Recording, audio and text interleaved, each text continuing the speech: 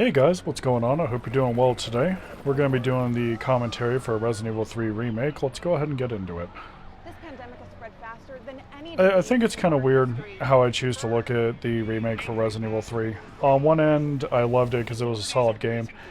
On the other end, it wasn't really a complete experience, I think.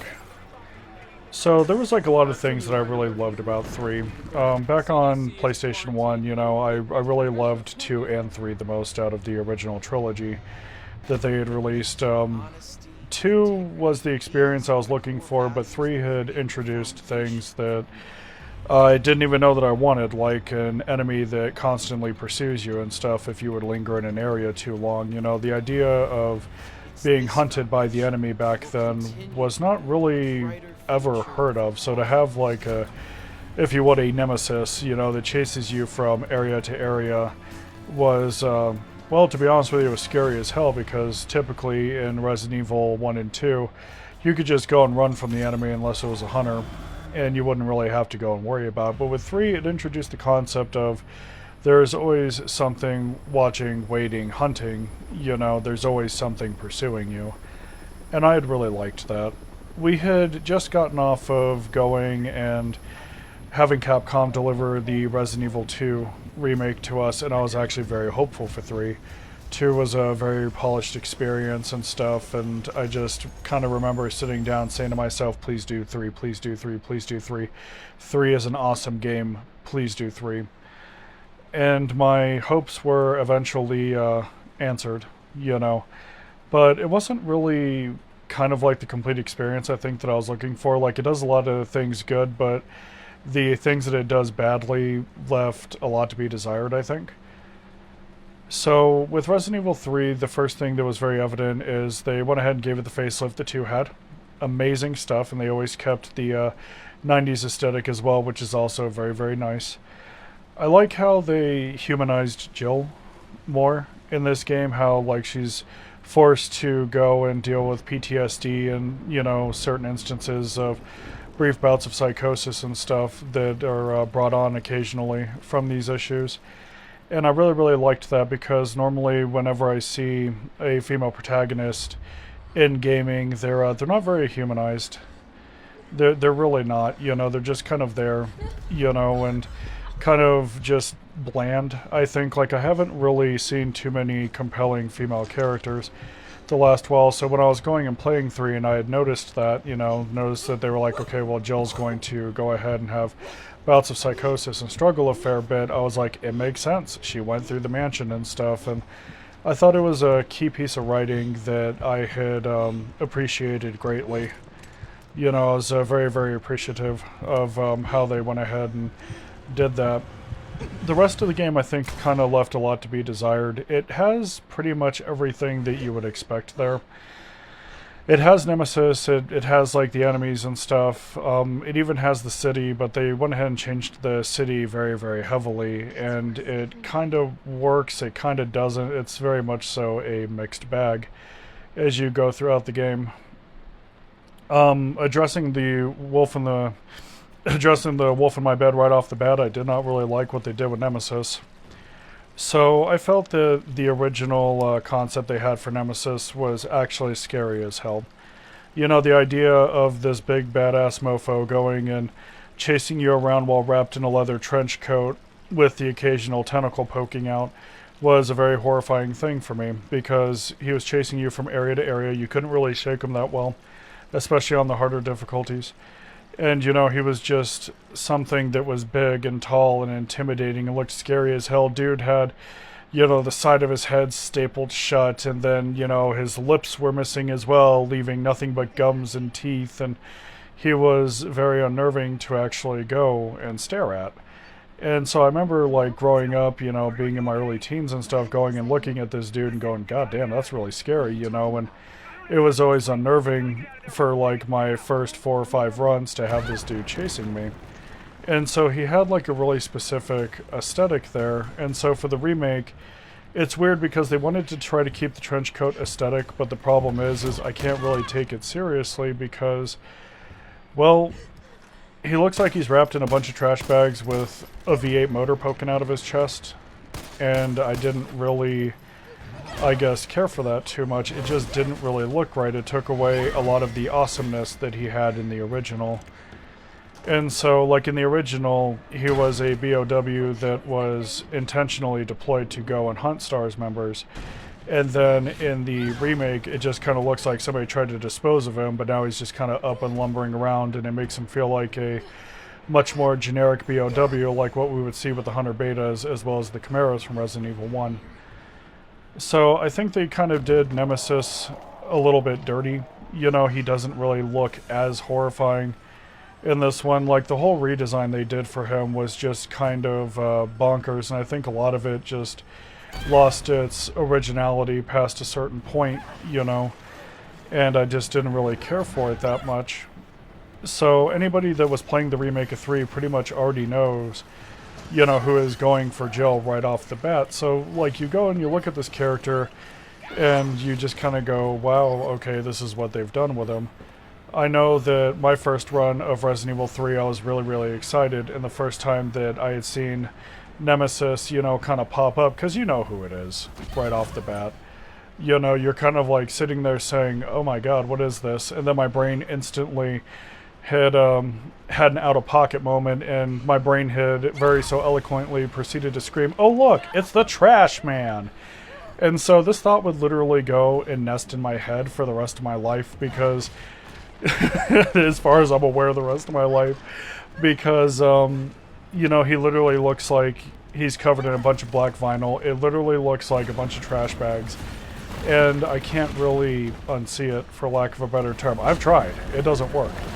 You know, so going and, you know, looking at him as a character and stuff, we went from this very tall, very imposing kind of Mr. X archetype with like a black coat and stuff, and we've gone from that to this dude that literally looks like he has a V8 hanging out of his chest, and he's covered in like a bunch of black trash bags. And I feel like it kind of lost like a lot of its intimidation factor, because when they're decorated up like that, it kind of makes them feel incredibly generic.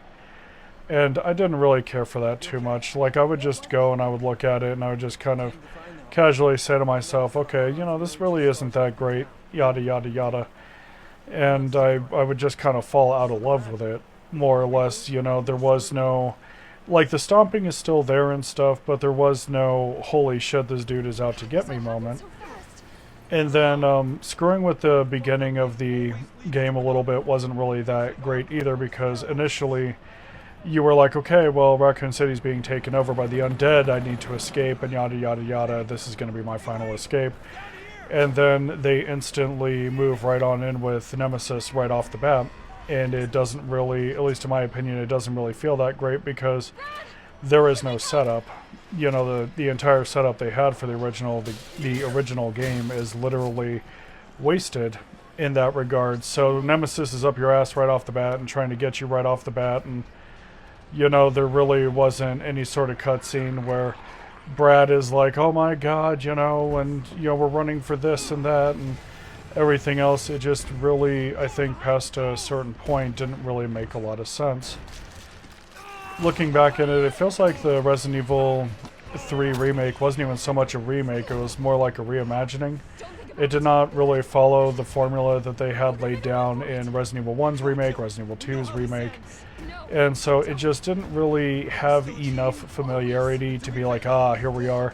And then it was also a little bit too new to really have any sort of attachment to. So while it is a new experience and that can be nice to a certain lesser extent, it just doesn't really do it for me, you know? Like, you go and you start off with a pistol, which is fine, because the original was like that too. You know, if you watched the cutscene all the way through, it'd give you a pistol. If you skipped it, it gave you an assault rifle, you know, which is fine. But with 2, I felt like they went back and reinvented things a little bit too much, and I'm actually kind of disappointed with that a little bit.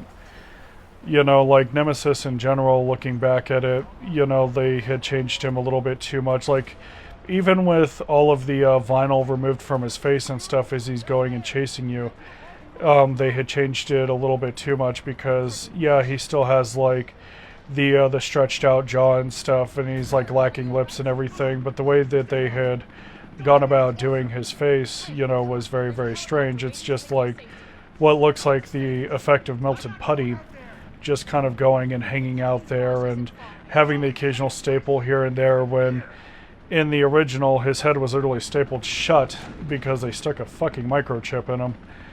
And so it kind of felt like they just didn't really know what they wanted to do with 3. You know, the city had changed substantially. It feels more like a hub now, you know, until you move on to the second half of the game, where you go through and unlock things with the lockpick and everything else. And like, the original had a hub as well, but you would have like these extensive tendrils that would go and kind of go off of the hub and lead down their own paths and stuff. And you know, it was really, really nice. With this one, it just feels like a very, very condensed hub that has much shorter paths, where I don't really feel like I'm actually taking a journey down those paths. I feel like I'm running there, doing a quick errand, and then coming back, which really isn't that great.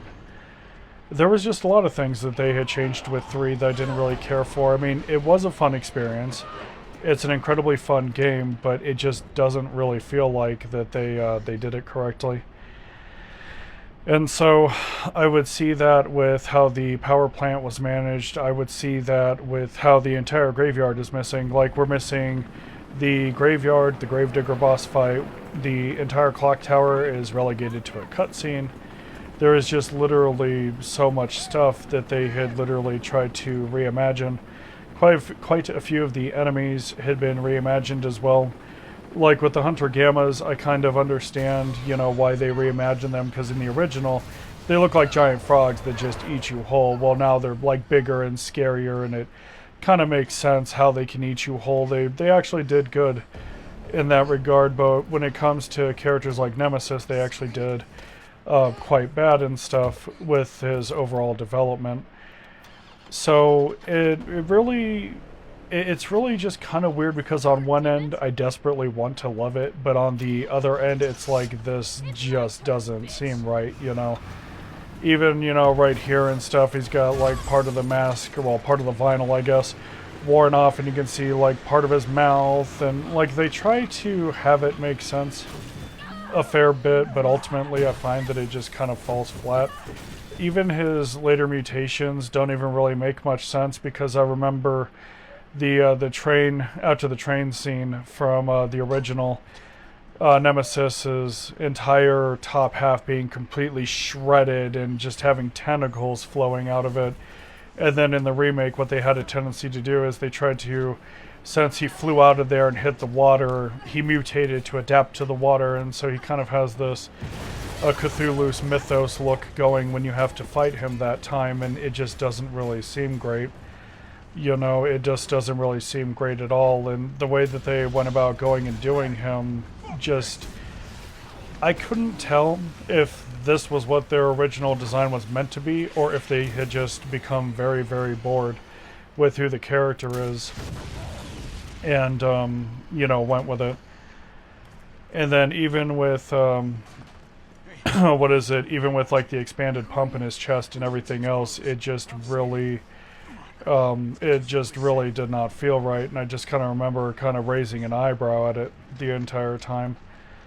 Even going back and looking at him towards the end, you know, it just kind of felt like they were inspired very heavily by the Queen Alien in Aliens, because you go and you look at him and you see how he's mutated and he now takes up the entire room, but you can definitely tell that the movie had a lot of influence on it, and it just doesn't really seem right. It seems like with Resident Evil 3, all the redesigns, instead of just saying, okay, we have this original design, we're going to go ahead and stick with it, they tried to be everything else. It's like, well, we're going to have some Cthulhuan influence with, you know, the later form, and then we're going to go and try to rip off the Queen Alien in his final form, and it just doesn't really feel right.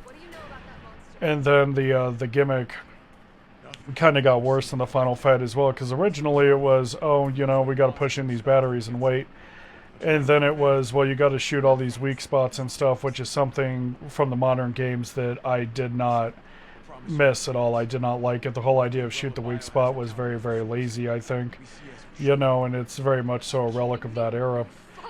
You know, they were like, shoot the weak spots and then go and push the generators in, and, you know, it's just really kind of obnoxious, I think. And then grab this, you know, to this happenstance railgun that's just kind of hanging around, you know, and well, I think it's like, it's not even a railgun, I think it's like some type of giant Tesla cannon. But yeah, it was just really weird how they went about doing things, and then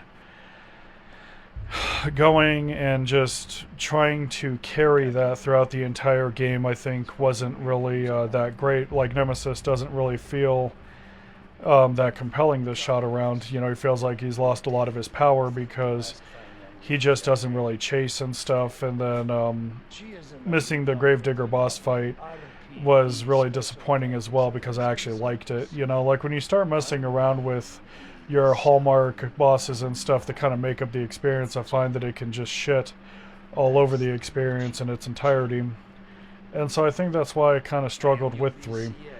I should have known that there was going to be a lot of trade-offs with 3, because they released 3 very, very quickly. Like almost right after 2. And I remember just kind of looking at it and saying, okay, well, maybe they went ahead and they worked on both of these games at the same time. You know, and they're just releasing them kind of back-to-back a little bit. Or, you know, something. Like, I would try to rationalize it, and then I just realized, okay, they're going to wind up... There's a good possibility that they wind up cutting content. You know, there's a good possibility that they have done that. And then I would kind of say to myself, no, they wouldn't really do that. I mean, they've done good with 1 and 2. They wouldn't do that with 3. I was wrong. They went ahead and did that with 3.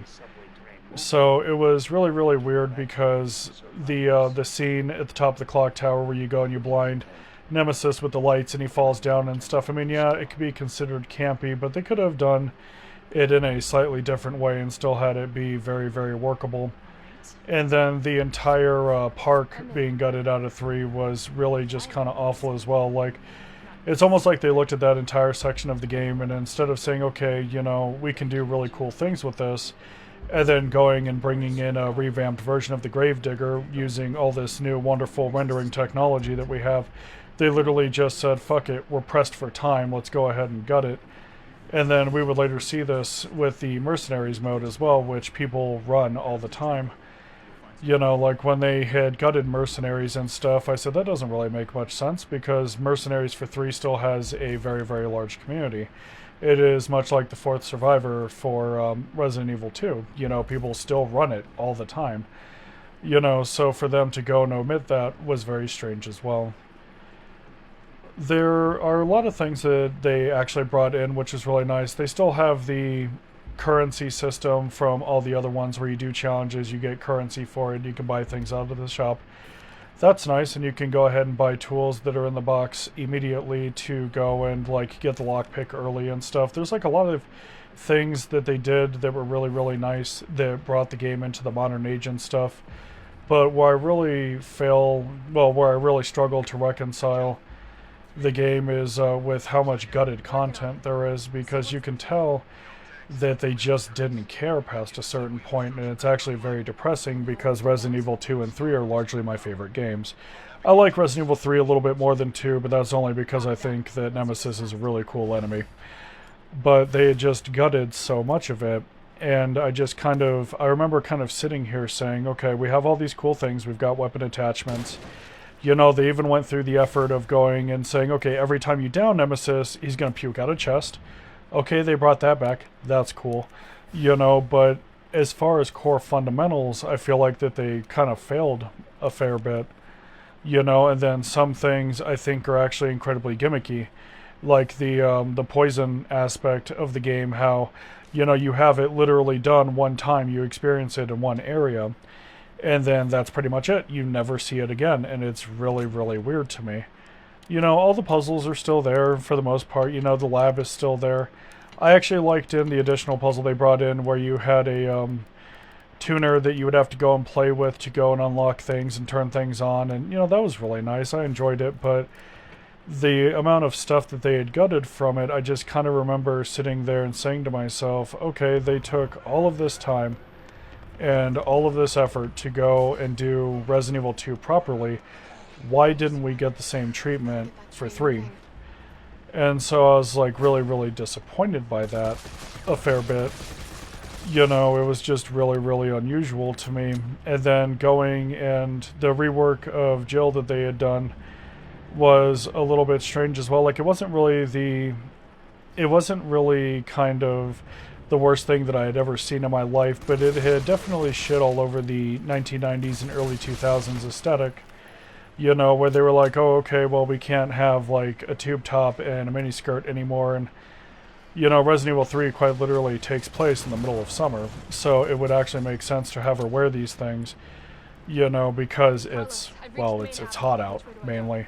You know, and even in Resident Evil 2, there is literally notes. If you go and read the first volume of Resident Evil Archives, when they're talking about the notes that came with the concept art for all the people being like most of the women being in cutoff shorts and tank tops, it blatantly states it's hot out, people are dressing like that.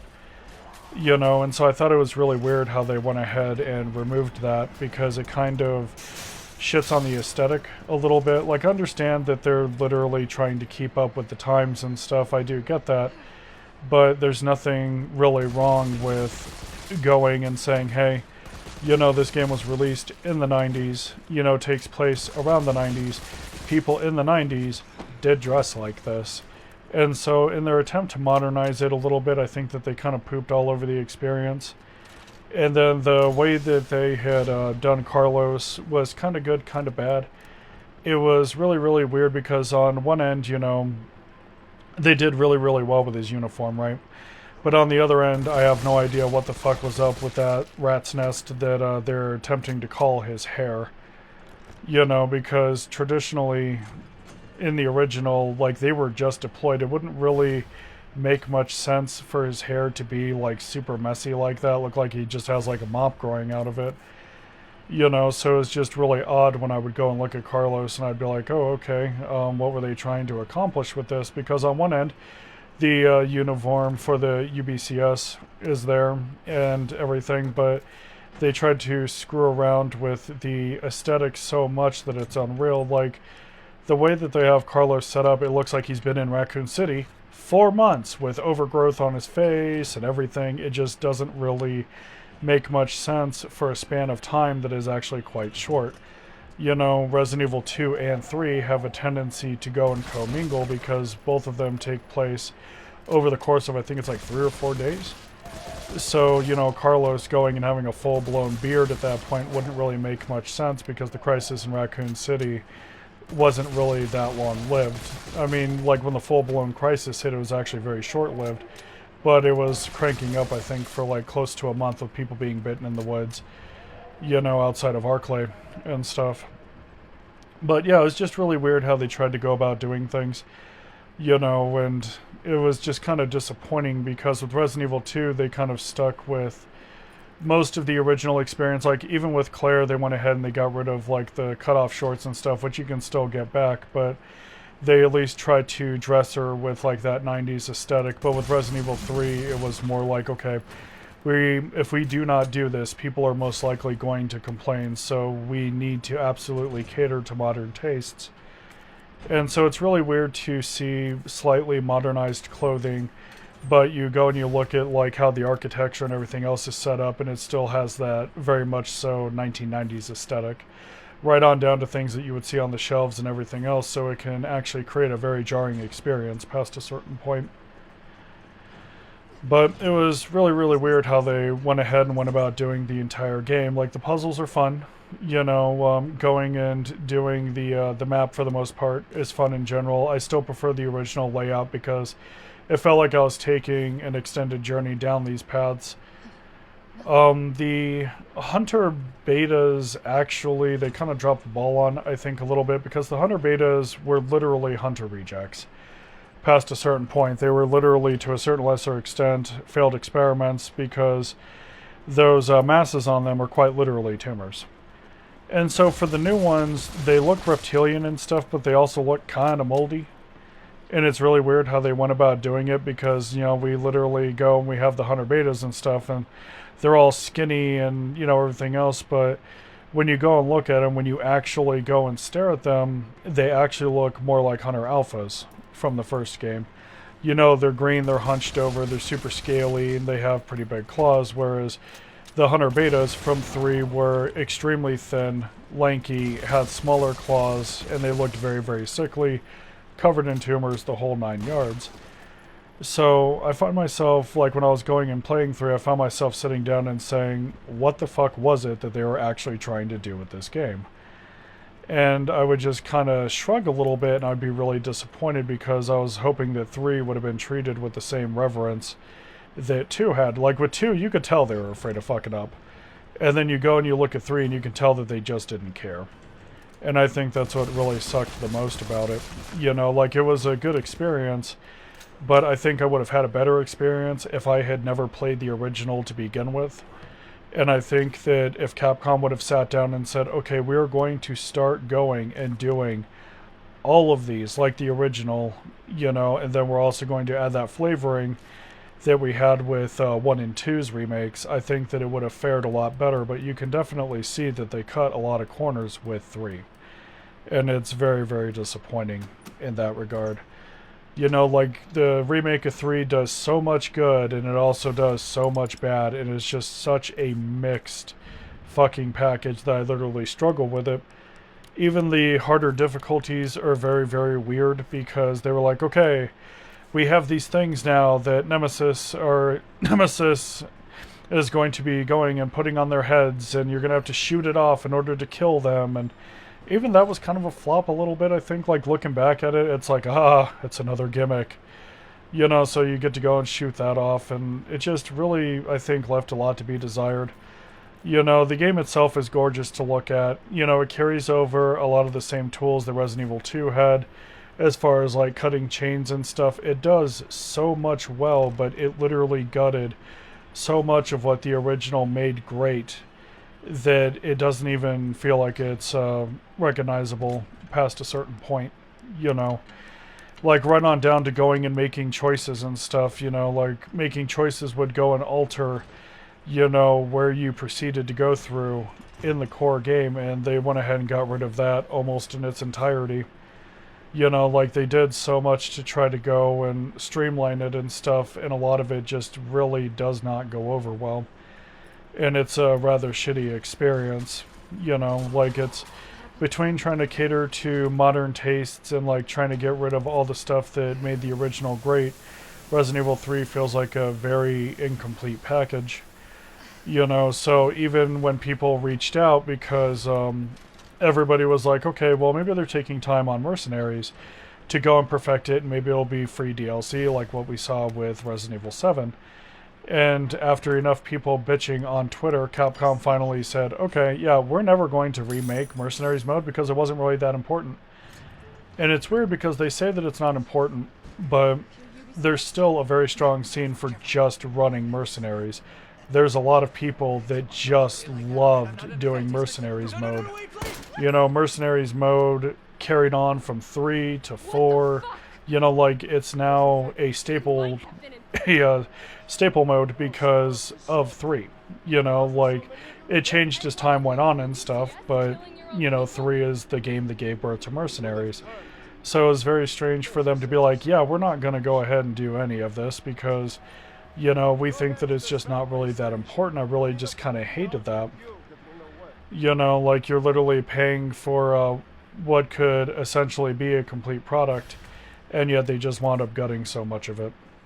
But I digress. If I don't stop bitching now, I'm never going to end.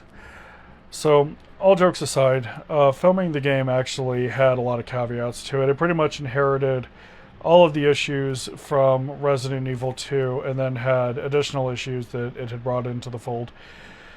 So it still goes and it dicks around with dynamic contrast and stuff, but considering that this game was released at the ass end of the Xbox One's lifespan, it actually has dynamic res on top of it because the stock Xbox One had an incredibly weak CPU that was struggling to go and to try to keep it running at 60, so it also had a dynamic frame rate on top of it that was unlocked, so some areas would run really good, other areas would run really bad.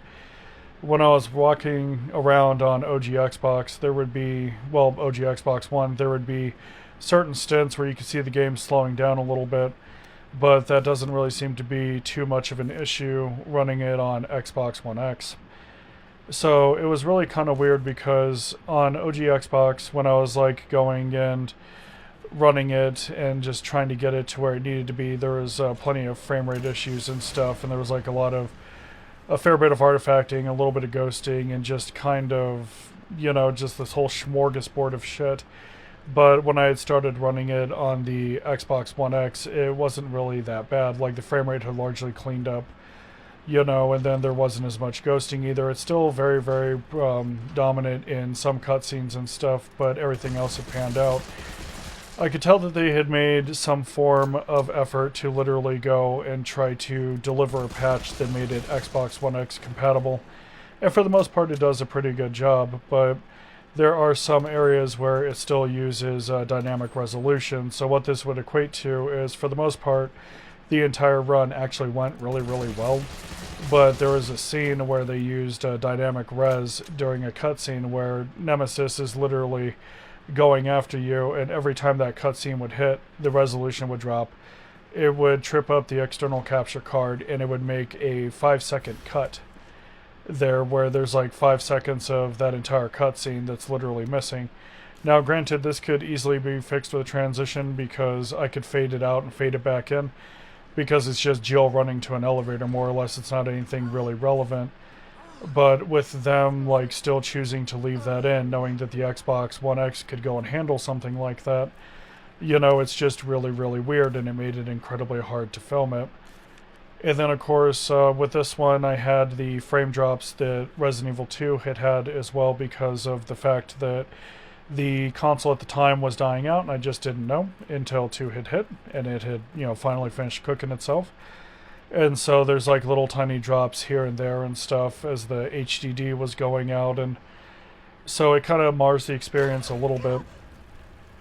So with Resident Evil 3, aside from having to stitch 2 portions of the game back together, I also had the same contrast issues that I also had with 2. And it was like, okay, well, this game is looking too bright still. Black doesn't really quite look black enough. White looks a little bit too bright.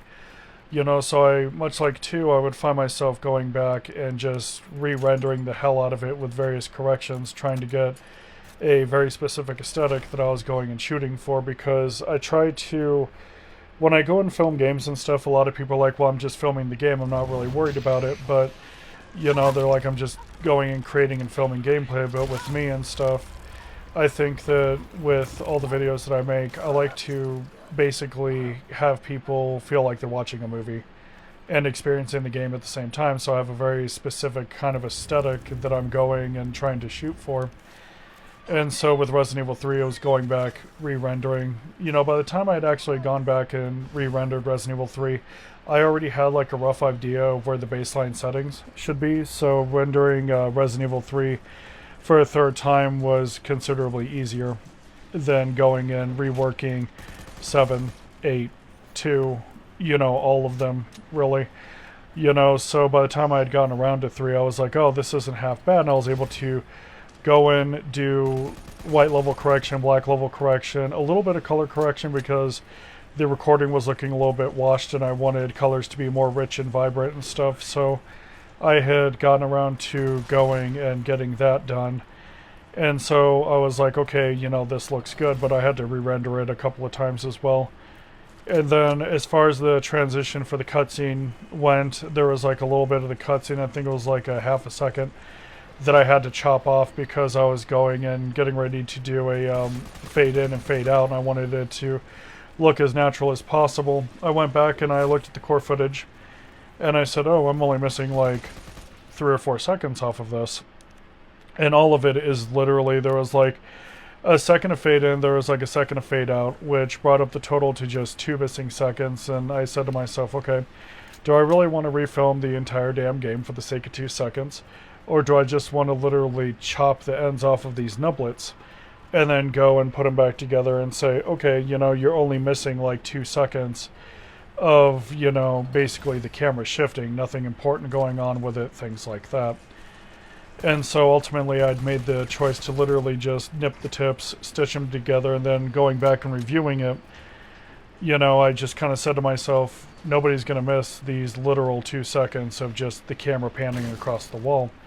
So I got it to look extremely natural and stuff, which was, you know, the intent, and I had just stitched it together because no matter how many times I had gone to try to render this, since that specific drop in resolution occurs at that specific point, no matter how many times I go to refilm this, I'm always going to go and have that issue. So I had to reconcile it a fair bit and say to myself, okay, you know, this just is what it is. We are literally going to have to make do. You know, and that's when I realized as well that I was reaching hardware limitation fairly early, because the card was... We do have newer capture cards that are out that do cater to things like that, but they're very expensive. And so I said to myself, okay, you know, I know that I want to continue doing this. I am going to need to go and do a hardware bump. That's fine. You know, but we're going to have to do it at some point. So now that I realize, hey, I'm going to actually want to do this, I'm going to be giving away the old capture card as well as the old laptop to whoever wants it and stuff, and then go and look at newer equipment to deliver higher quality. I think Resident Evil 3 was also the game to make me realize that my internet at some point would need an upgrade as well, because when I had first started doing Longplays and stuff, the videos were actually quite small because they were older games. I was doing PS1 games and everything else. And the file size was like 5 gigs, 6 gigs, you know, not really that big, something that's relatively easy to upload over the course of like an afternoon. You know, you just go, you start the upload process, and you proceed to forget about it until it's done.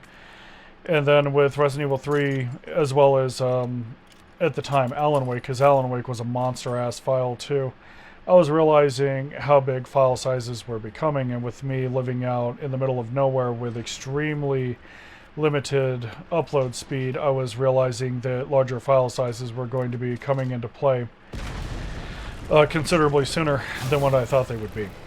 So the file size for most of my uploads went from 6 gigs all the way up to like 42 for Alan Wake and 35 for Resident Evil 3. So I was going and releasing longer videos that were in a much higher resolution and stuff, with a much higher quality to them, and next to no compression whatsoever. You know, like I was kind of reaching for max quality.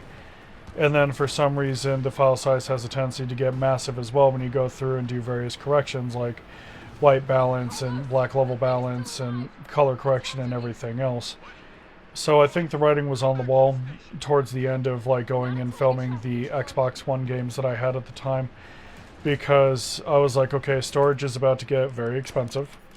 You know, because the entire batch that I did, commentary videos and all, it's going to be clocking in, if my estimates are correct, it's going to be clocking in at about a little under a terabyte.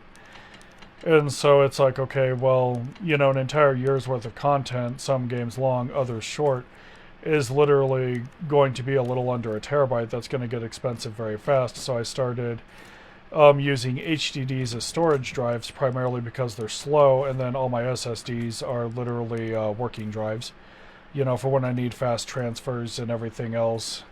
So I was having to reconcile that as time went on as well. So it was like a combination of, okay, I've reached my hardware limit, which that's okay, that's easy to remedy.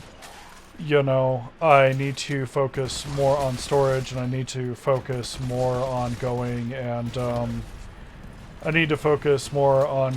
getting like better internet speed and stuff, because videos went from taking like an hour or two to upload to a solid day. And you know, at the time of going and doing this, I was going and looking at it, and I said, okay, I've got about, I want to say 40 something videos slated for this year, aside from like commentary and everything else. You know, it's going to take me a while to go and upload that, because a 40 gig, 42 gig file is going to take me like a day and a half to actually go and upload. So this is going to be an issue. This is something I'm going to have to start paying attention to at some point. And then there was also other things I had to reconcile as well, like YouTube having limits and stuff, and then storage limits as well, because with me living out in the middle of nowhere, the only kind of speedy internet that I have is quite literally off of my phone. You know, so it's like, okay, well, we're going to have to fit this on a phone, and with file sizes, even at 720p being like, you know, 40 sometimes 38 gigs. You're sitting there saying, okay, I've got to fit these videos, on this damn thing to actually go and upload it with and everything else. So it was just kind of a hell of a thing, like I was working out a bunch of things, and then other longer games I wanted to do, I realized I would most likely never be able to go and do long plays of, because these games are like, 20 to 30 hours long, and I was like, well, maybe if I just go and stitch it together, I can upload it. Well, it turns out that the YouTube limit is literally 24 hours, as far as I'm aware. So at that point, if I'm busting it up into multiple segments and stuff, is it really at that point considered a long play? And part of me is like, yeah, it's still a long play, you're just running into natural limitations. The other part of me sits down and says, okay, well, not really, because it's not a solid chunk. So I just kind of, at that point, I reconciled it, and it's still going to end up in the same playlist and stuff, but it's also going to have its own designated playlist for those that just want to watch the entire game and have everything organized. But yeah, with Resident Evil 3, there was a lot of realizations of a bunch of different things, and it was definitely a coming full circle kind of moment, I think, because I was like, okay, I know that I want to do this, but I am going to need better hardware, just not right now. So as I continued to go ahead and upload 2025's content batch, I kind of said to myself, okay, I may actually have to go and come back to YouTubing later, or at least swap to a different platform until I can come back with proper material needed to go and film external content and stuff. And yeah, it was definitely nice. It was definitely like a learning experience and stuff. Ultimately, I enjoyed my time with Resident Evil 3. I don't really like what they did with it too much, but I did enjoy my time playing it. It's still very much so a very playable, very capable, and very solid game, but I think that the best way to go into the remake of 3 is quite literally if you have no prior knowledge of 3. Like, if you've never played the original, you're probably going to enjoy the remake immensely. If you've played the original, you're probably not going to enjoy the remake too much because of all the stuff they gutted. Regardless, I think that's just kind of how it is and stuff, and it just really kind of struggles immensely as an end result. I really wish that they would have just kind of done it right instead of half-assing it. I think I would have just enjoyed it so much more, and I would have been more eager to actually go back and play it, because I still go back and do 2 and 2's remake. After I was done maxing out 3, I was more or less done with it, because it just, the entire experience, knowing what 3 used to be, kind of left an extremely bad taste in my mouth. So with that thought in mind, that is the commentary for Resident Evil 3. For those that came out, I greatly appreciate your time and your effort and stuff. I hope you guys had a good time watching this, And of course, as always, until next time, be good to yourselves and each other. Take care.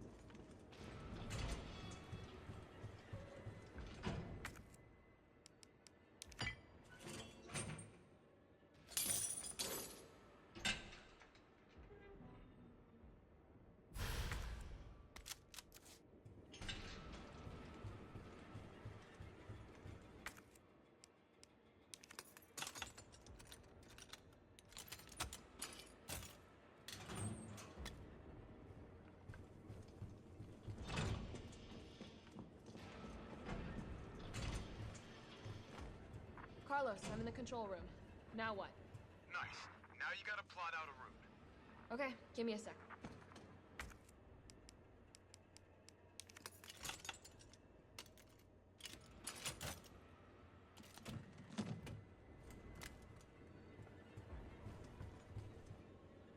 All right, where are we headed? The train is stopped at Redstone Street. We need to reach Fox Park Station. Can you program that in? Hey, I'm Super Cop. Consider it done.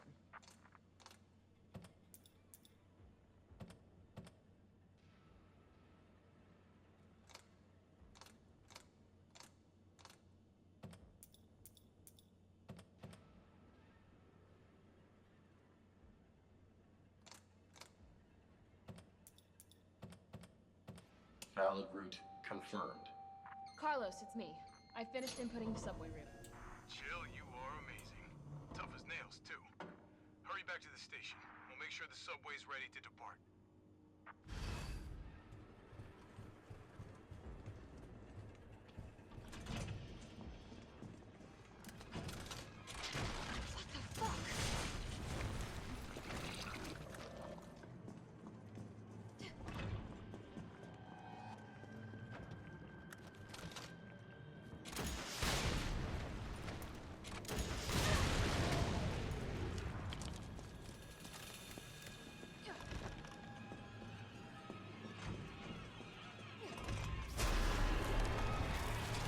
What the hell is it doing to them?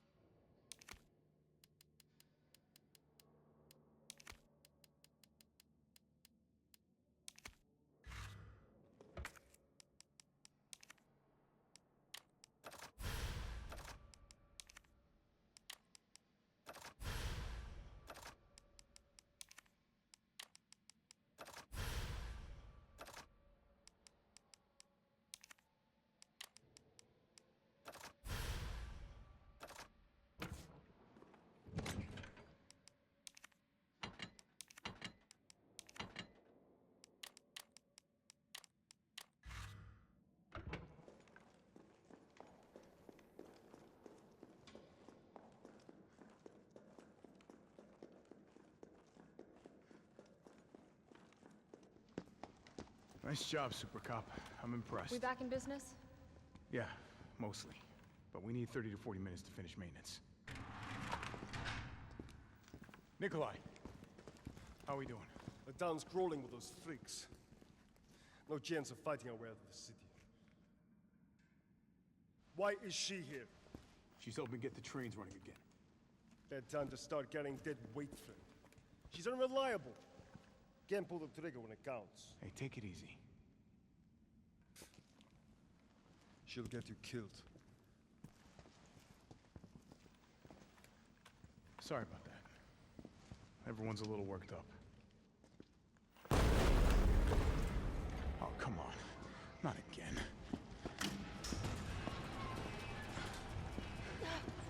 It's me he's after. Hey, I'll buy you some time. hey, wait! Wait, Jill! No! damn it! Come on, you creepy ass stalker! You want stars? I'll give you stars!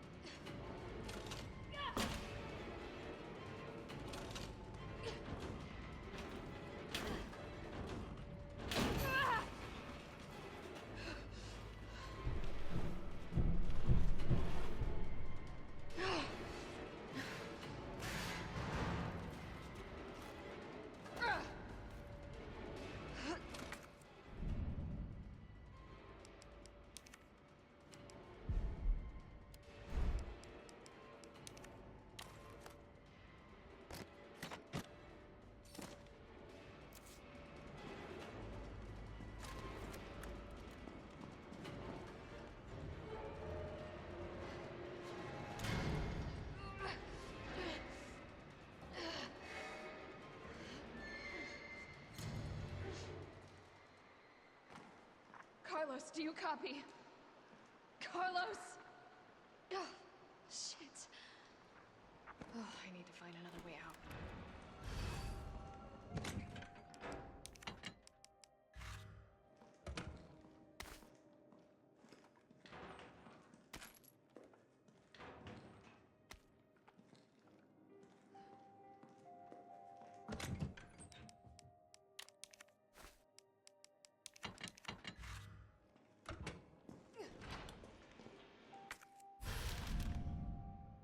A map of the area. Perfect.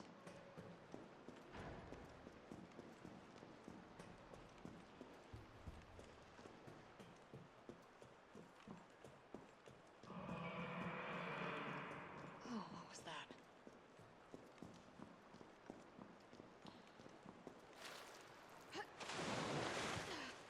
Oh, God. I'm definitely burning these clothes.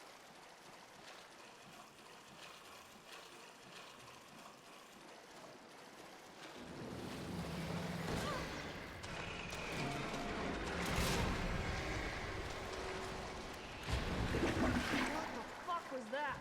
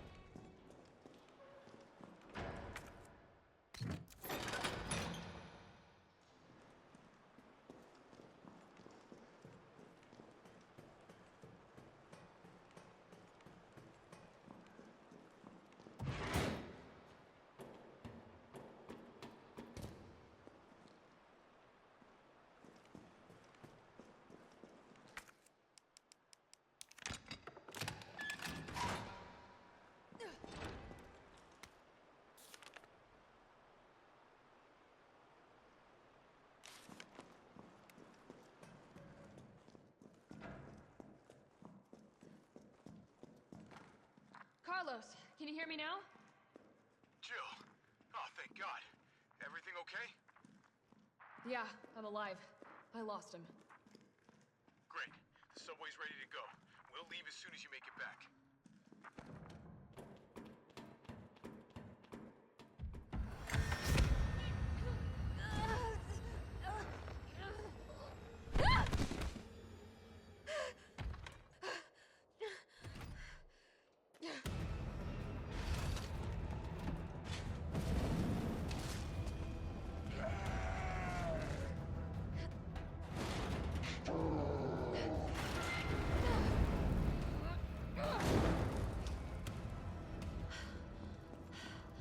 It can use weapons?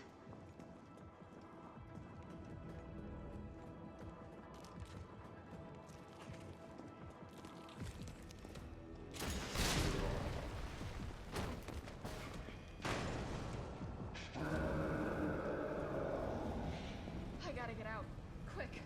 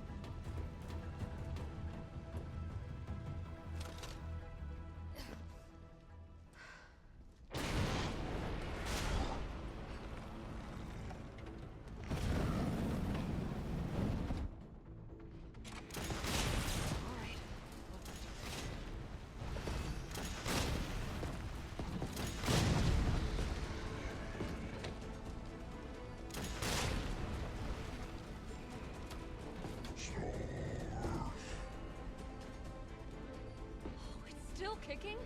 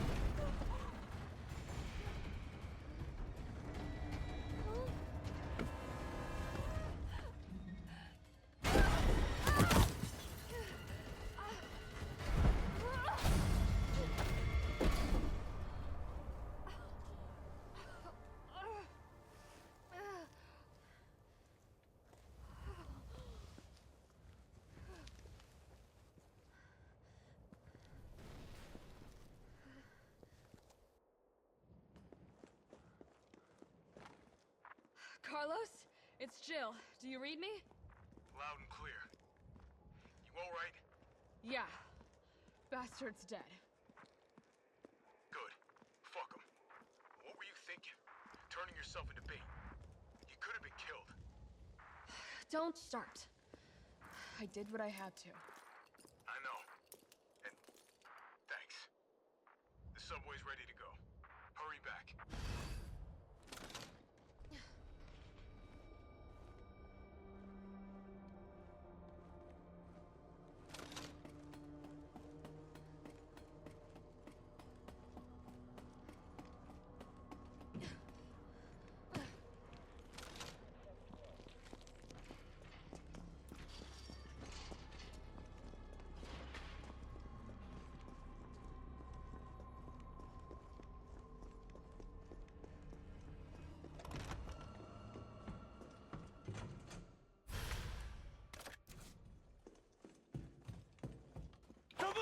Shit, Jill. Kendo, you're all right. Yeah, all right's a stretch. Sorry, I got a little jumpy there. Didn't know quite what to expect. No shit. Look, we're using the subway to get people out of town. You in? Subway. Well, that's good thinking. When we get out, there's gonna be a lot to do. We could use a man of your skill set. What's wrong? Nothing. Just bad timing is all. Well. Look, don't worry about me. I'm gonna make other arrangements, okay? You better. You're the best gunsmith around. Oh, no. Don't do anything stupid. Oh, that's your job, right? Take care, Jill.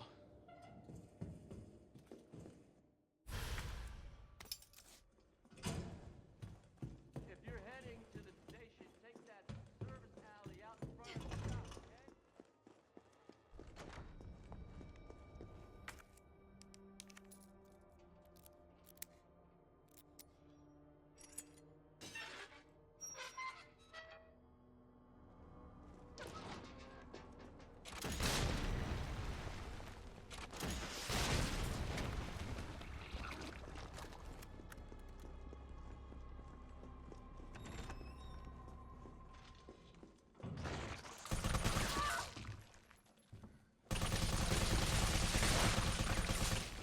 Okay, let's try for headshots.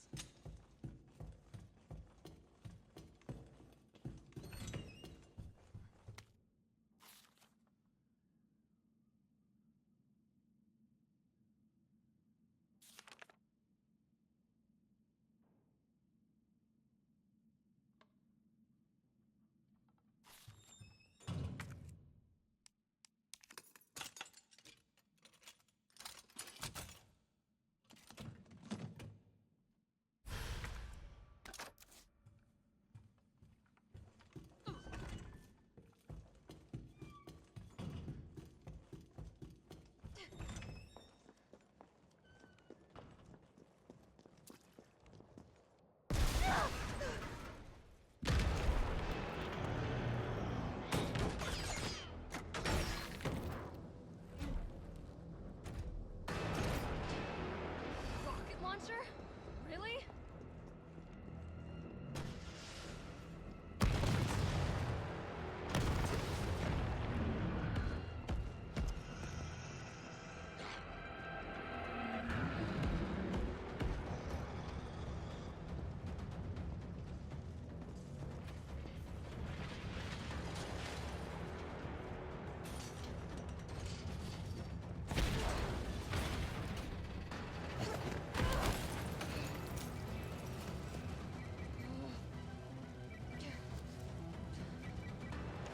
Jill, you okay? Carlos, that monster's on my ass again. Are you shitting me? I thought you killed it. Me too.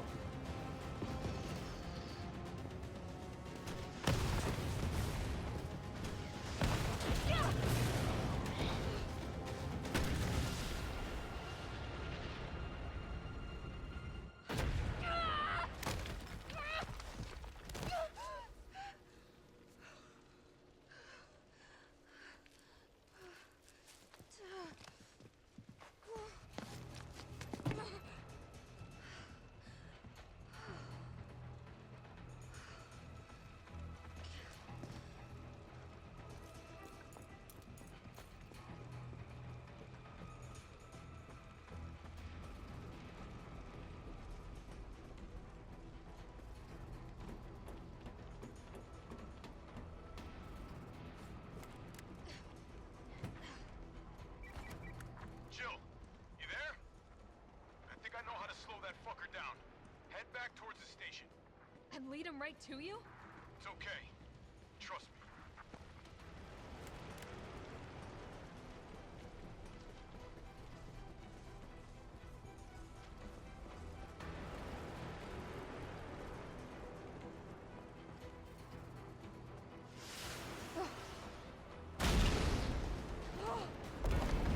This is insane.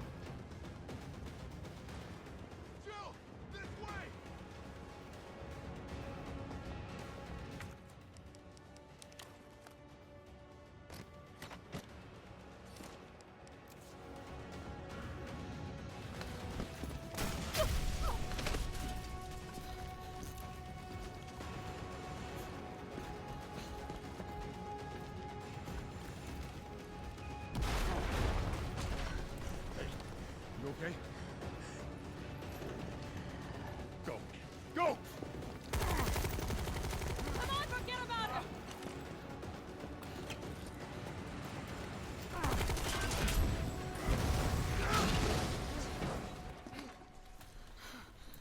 Come on. Let's get out of here.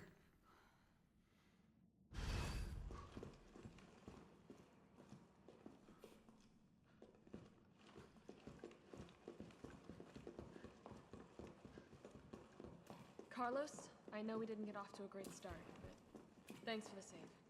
Hey, you saved my ass first. You're a hell of a lot braver than me. Well, what matters is that we can get everyone out of the city now. Yeah. Hey, you'll be safe.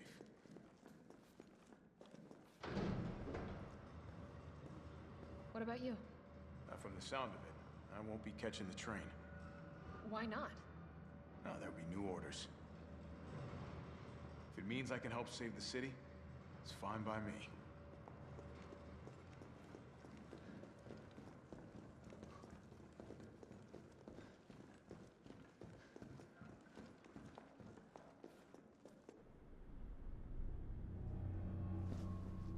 Good work. Your reputation is well deserved. Get inside. The subway's about to leave. Carlos, Tyrell, you have your orders. You need to go back out into the city and find Nathaniel Bart. This isn't the last ride out of town, right? Do not worry. Once the civilians are safe, the train will be back. It's all right, you go on ahead. I'm not gonna die on you, leave you in a cold, cruel, Carlosless world. Okay. You'll need to find this scientist. His vaccine research could save us all. You see? You're learning. The only life that matters is your own. Good luck. Let's go.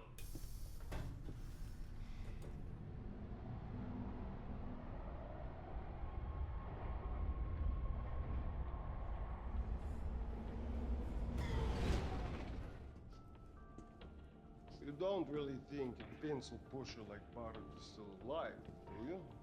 I have it on good authority. Why? Are you worried about teammates? Or something else? Funny how brainless zombies can ambush a platoon like that. Funny the gate was locked. Don't you think?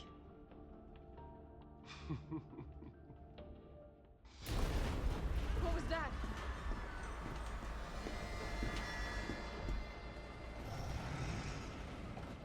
How is this fucker not dead yet? Just know they're gone. Come, this way. Nikolai, what are you doing? It's not after you. Nikolai!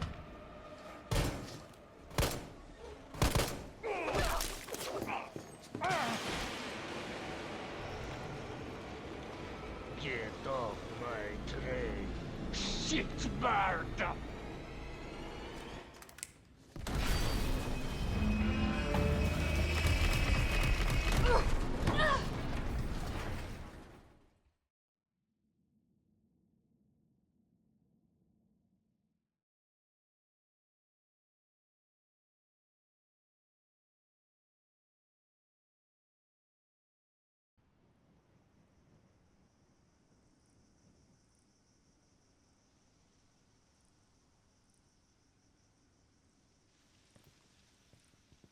Oh, it's been a while. Subway's gotta be clear of the city by now. Along with your hot date? Nah, man, she's not like that. Hell, she's not like anybody.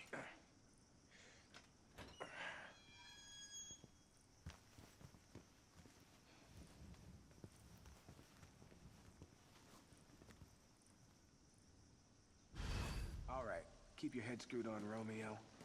This is the police station. You sure? 'Cause it looks like a cemetery to me.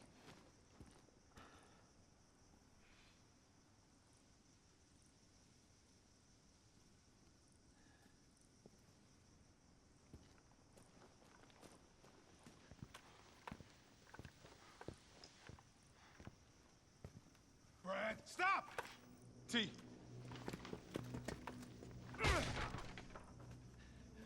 Come on, man. Not you too. Sorry. Sorry.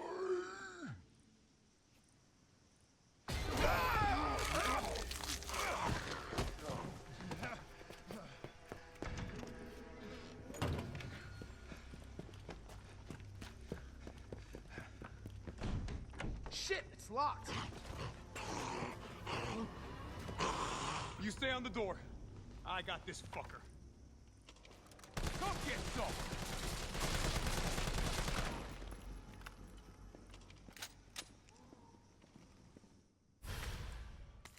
These stars. That could be useful. It's open!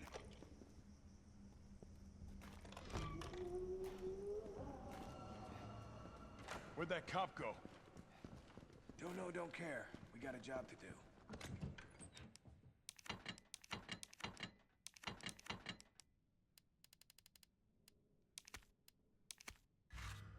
Our intel's still worth a damn, then Bard's in the STARS office. Let's find him and take him into custody. Custody? I thought this was a rescue. Carlos, take a look at this. I've located the STARS office. Remember, Bard had access to Umbrella's darkest secrets. He knows we'll try to keep him under our thumbs. So this search and rescue mission is really more like find and detain. Right. Good to know. I'll open the shutter so you can get through. You stay here and find out what's been going on here at the station. Call you if I find anything.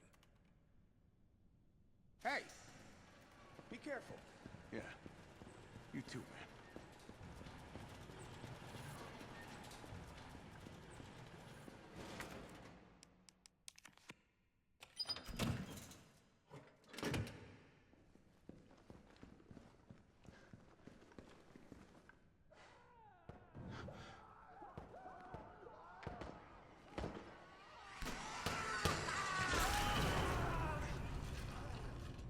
What the hell was that thing?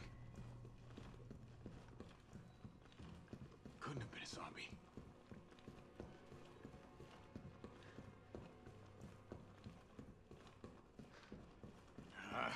Here we go.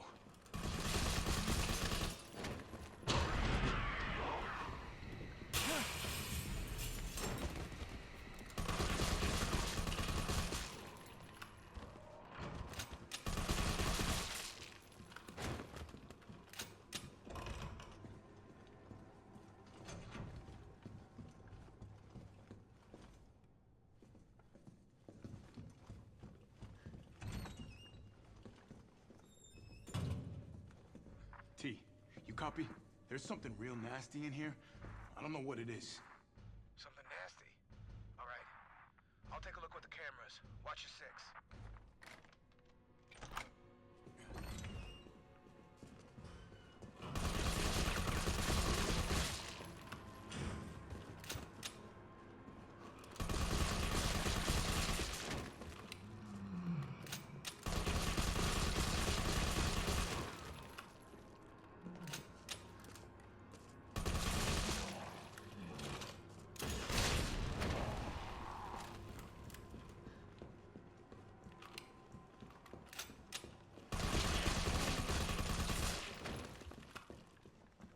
Kind of fucked up shooting cops.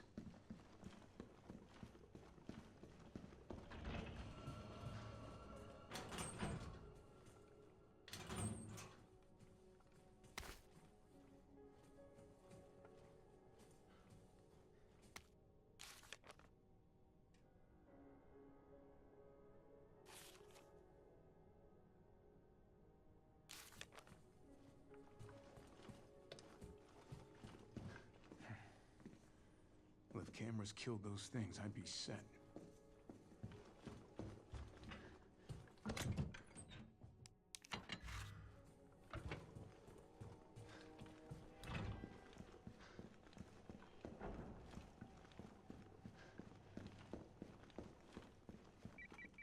Carlos, the STARS office is up ahead. Copy that.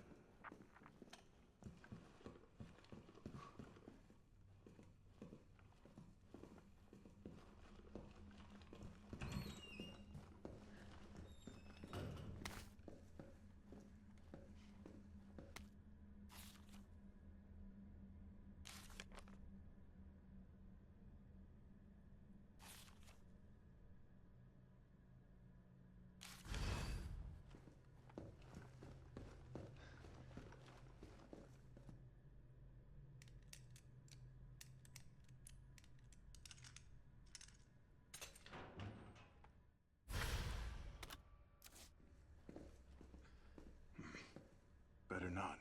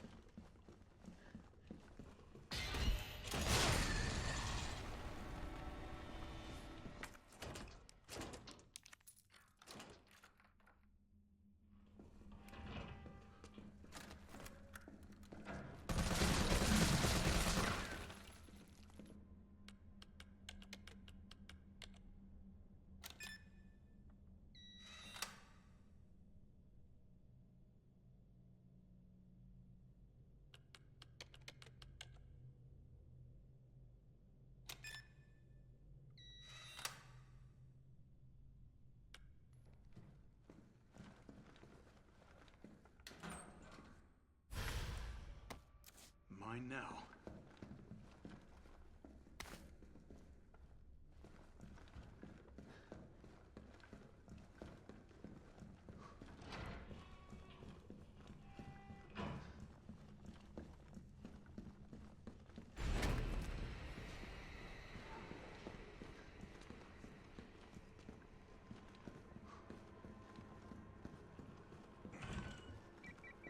Carlos, I've hit a dead end with the terminal here.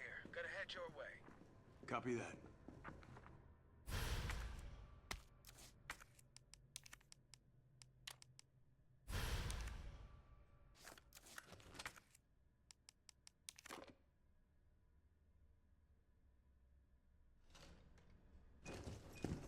Gotta move.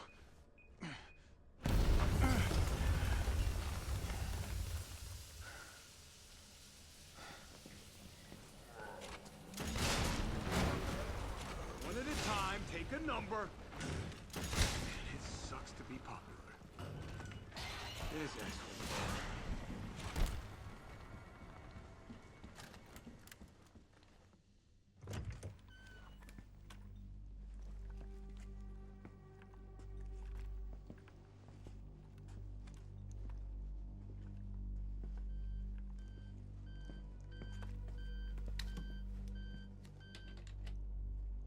Dr. Bard. Oh, thank God. Do you know how long I've been trying to reach somebody? Don't worry, we're gonna get you out of there. Just tell me where you are. I'm trapped in a goddamn hospital, surrounded by every kind of abomination. Look, just send in stars. They're gonna know what to do. No, negative. RPD's overrun too. Then figure it out! Umbrella's gone crazy. They're killing all the researchers. I am the only one who knows how to make the vaccine to stop the zombies. So you can either sit there with your dick in your hand or send somebody who's capable of getting me the hell out of here. I like him already. Yeah, you would. You heard what he said. And we can't turn him over to the company.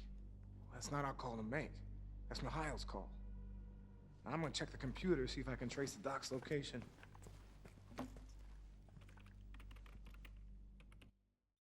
This'll take some time. Look around, see if you can find anything useful.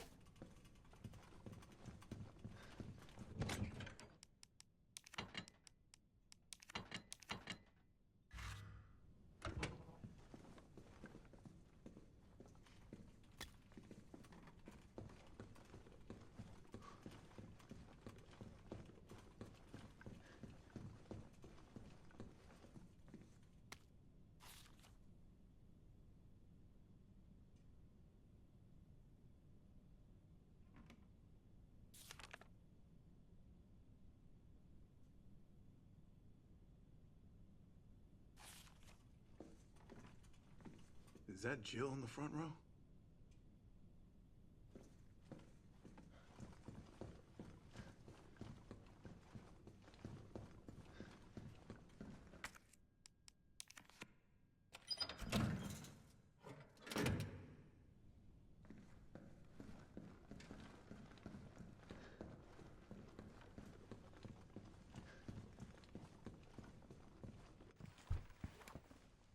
Yeah, what's up? Derailed. Was anyone hurt? Jill? Ah, shit. Wait, what? Jill! Jill, what happened? Jill, come in! T, I gotta go. Do what you gotta. I'll take care of Bard.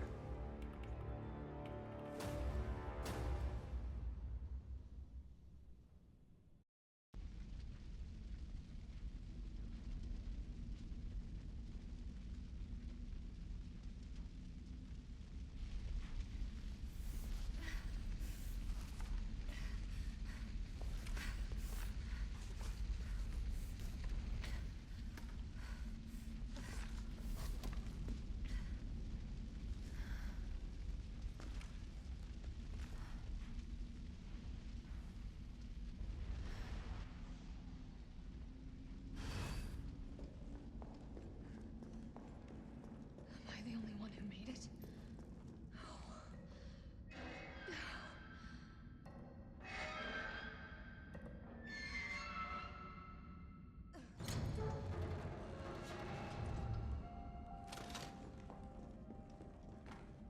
Carlos?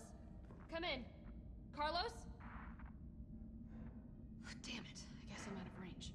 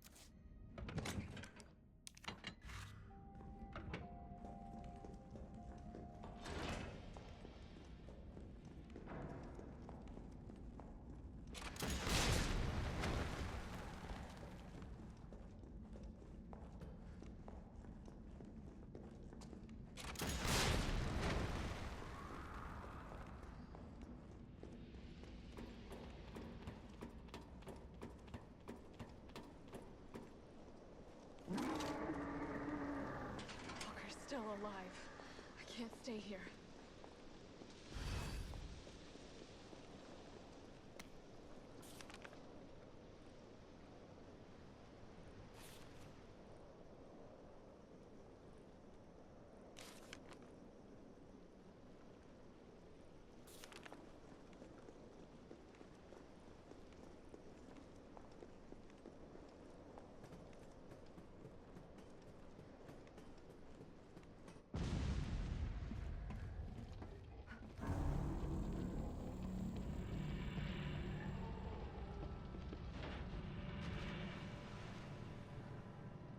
Bitch can't even swim.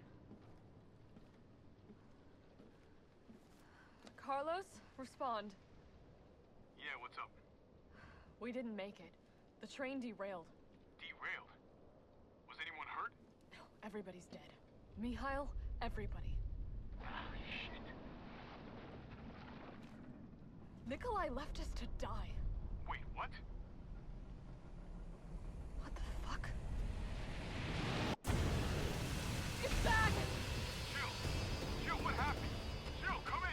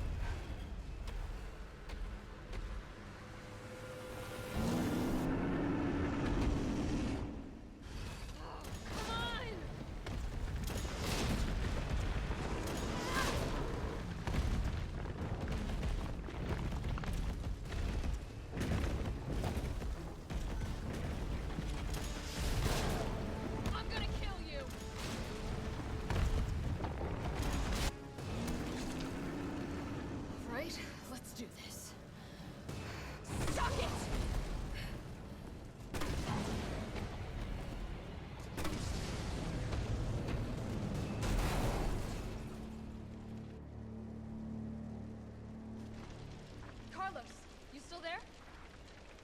Oh, come on. You're gonna crap out on me now? God damn it.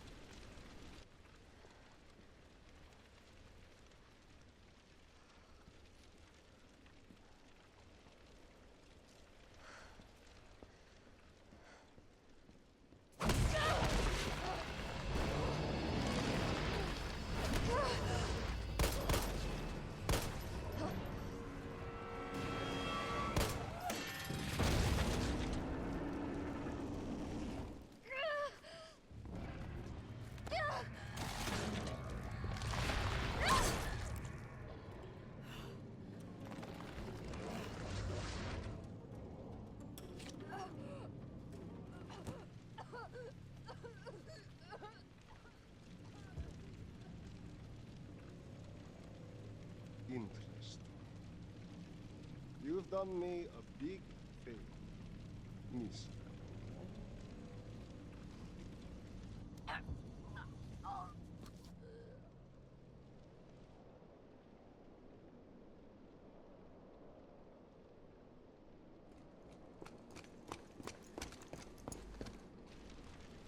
Jill! Hey, answer me. God damn it. Tyrell, do you copy? What's going on? Jill's been infected. I'm taking her to the hospital. Maybe Dr. Bard can save her. All right, I'll meet you there.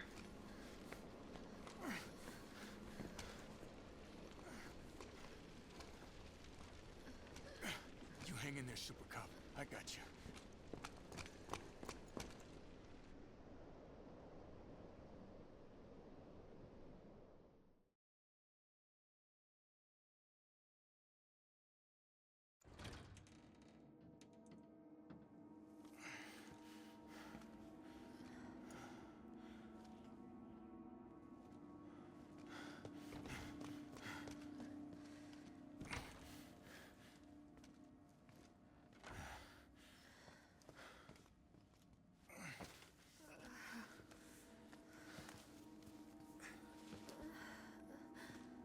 Fight it, Jill.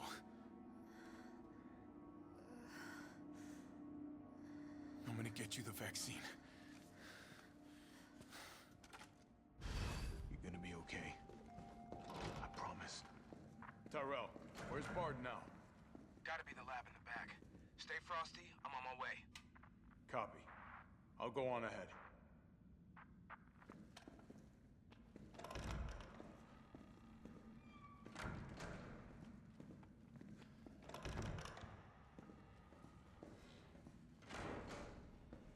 I don't got time for this!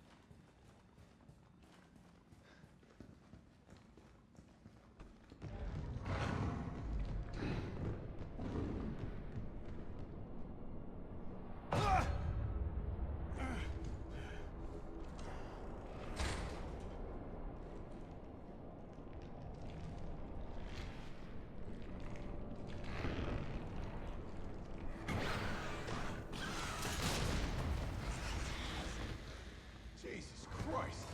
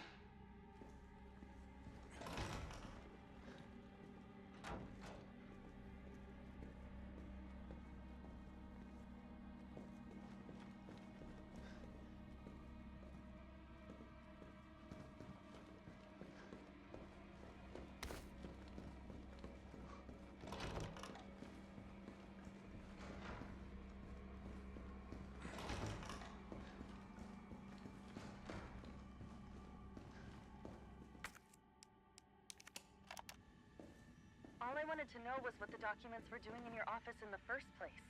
Who do you think you're talking to? I'm goddamn the...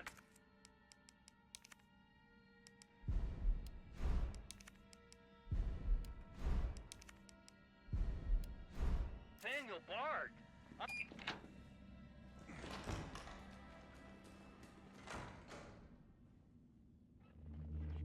Bard. Tyrell. Bard's dead. He's been shot. Shit. And the vaccine? I'm looking. Well, look harder. There's gotta be a computer, right?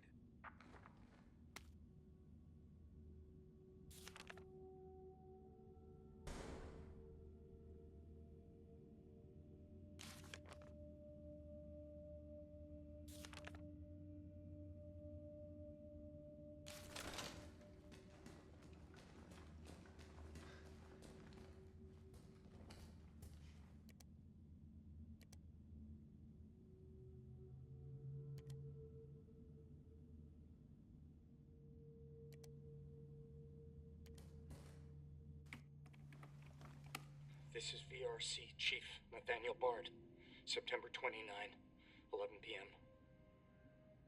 I am acutely aware that my time's running out.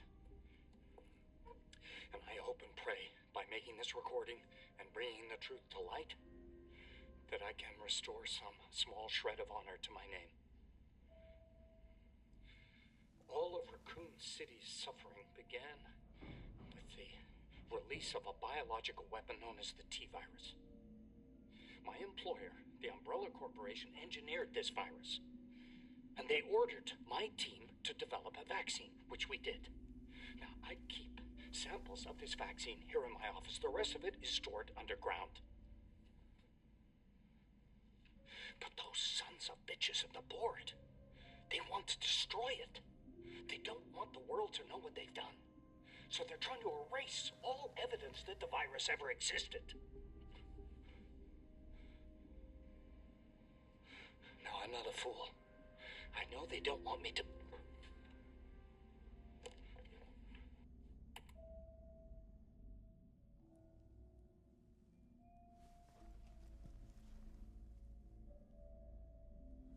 Jill knew all along.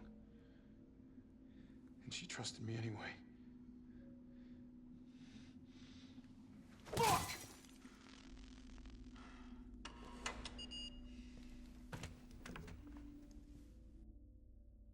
Is it here?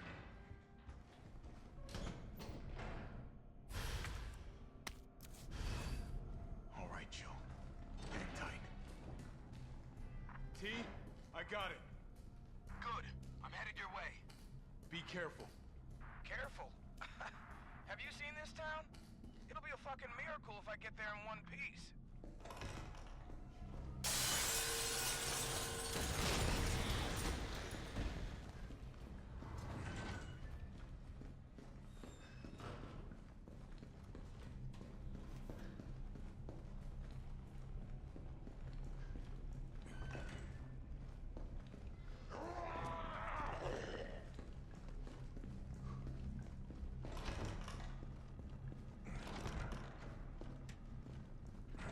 You're gonna be okay, Jill.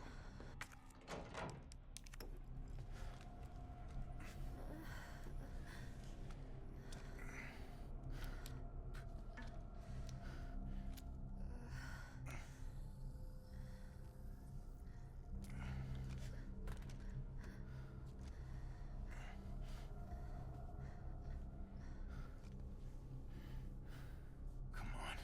This shit better work.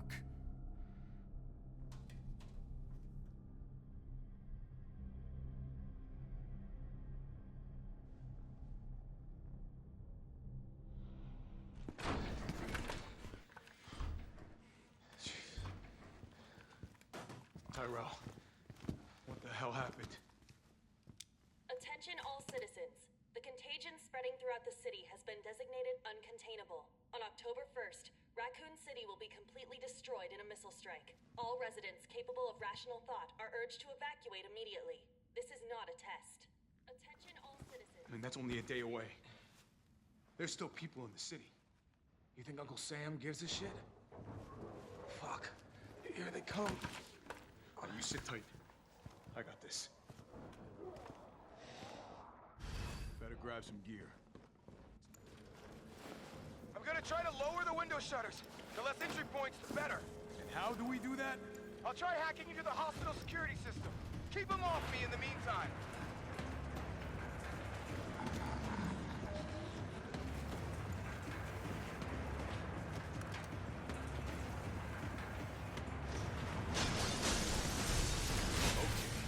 Now the fun shit begins.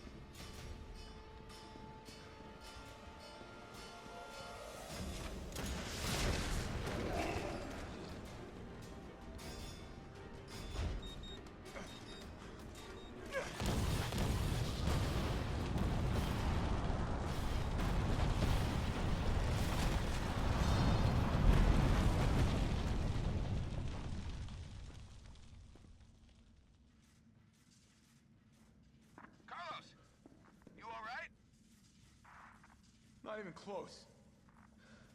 But at least it's over. I'm coming back.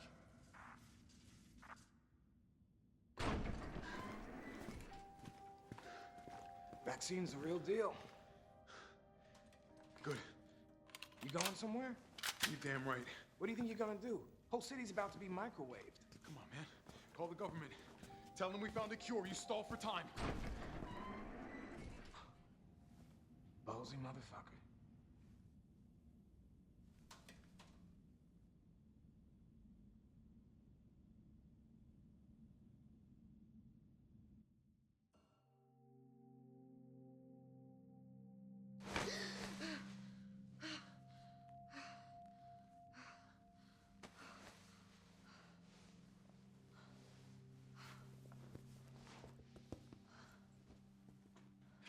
Jill. Thank God you're okay. I've got good news. It's over now. The city's safe.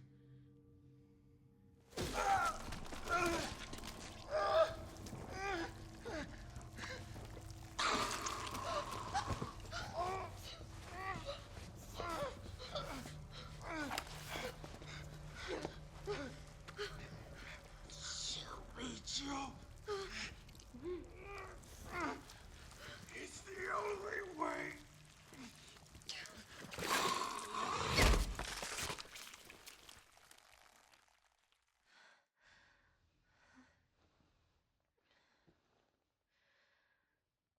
Where am I? What's going on? Oh.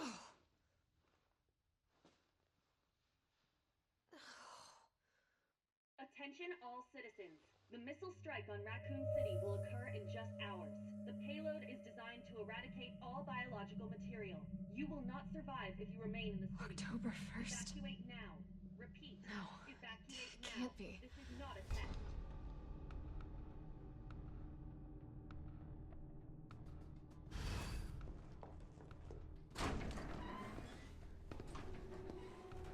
Morning, sunshine. You saved my life. I sure as shit didn't. That was all Carlos. He carried you here and he treated you himself, crazy bastard. Where is he? He went underground. Bard stockpiled the vaccine, enough to give the city some hope. He thinks he can do this by himself. I'm going after him. Wait, did you see the broadcast? They're gonna blow the city sky high. I'm trying to get a hold of someone, anyone with the clearance to stop it. Leave this mess to him. He's a professional. So am I. Right. Guess I'm not talking you out of this. Storage facilities underground, beneath the top. I've lost contact with Carlos. So just trouble.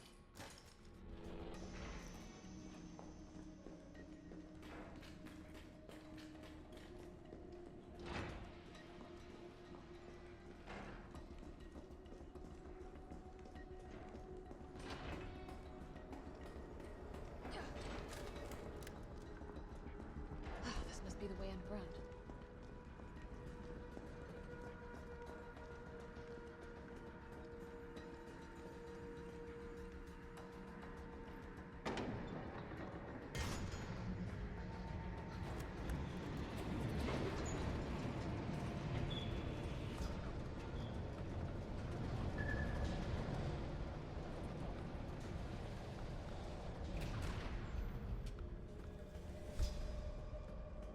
How is it no one in the hospital ever noticed all this?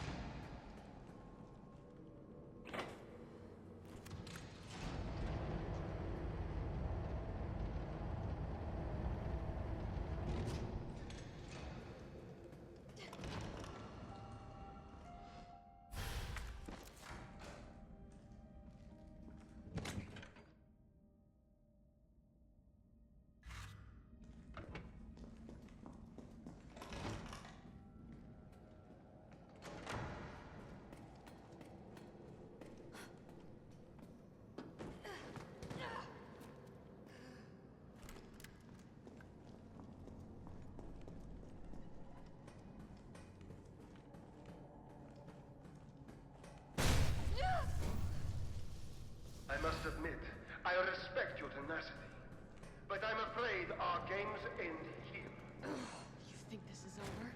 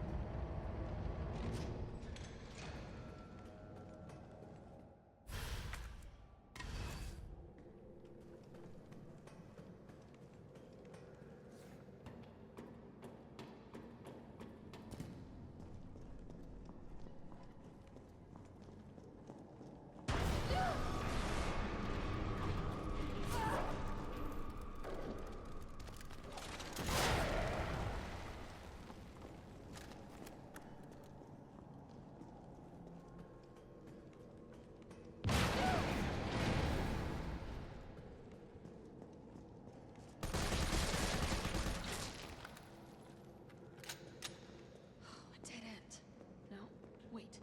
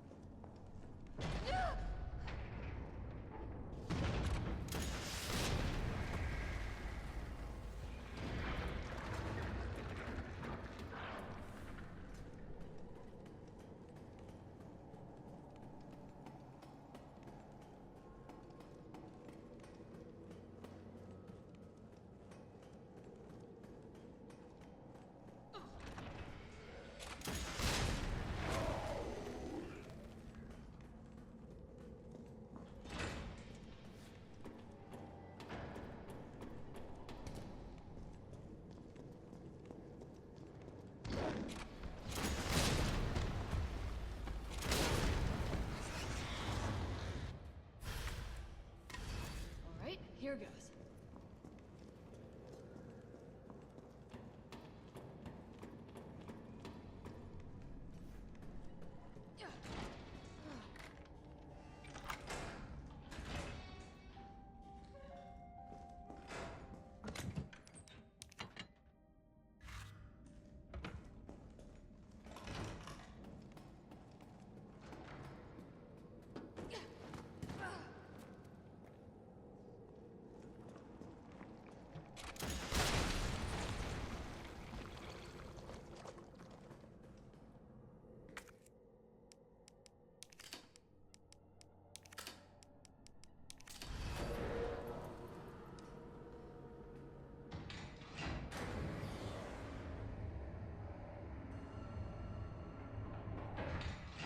Shit, he got away. What was he doing in here?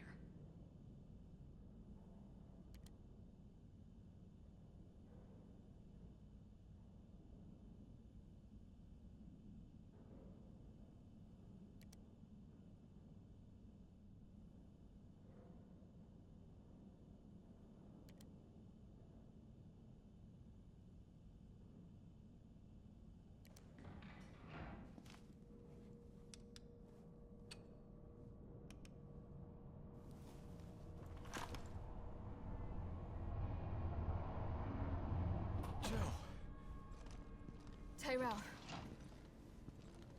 I got through. They're willing to negotiate. Ah. They'll call off the strike if, and this is one big-ass if, we can deliver the vaccine to them. Before they launch. How long do we have? Hours. Maybe. Then let's not waste one more second. This way.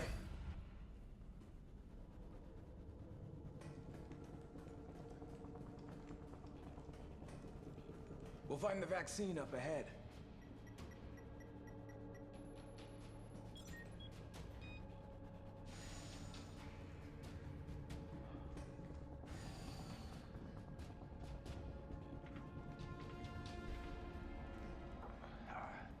Sure you don't need to stop? Stop and do what? I got your back. All right, let's get this done.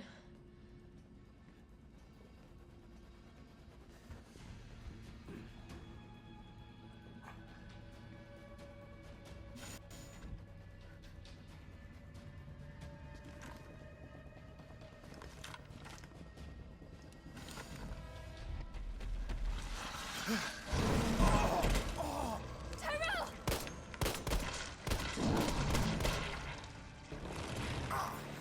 Now! Keep going. We're almost there. No! Go!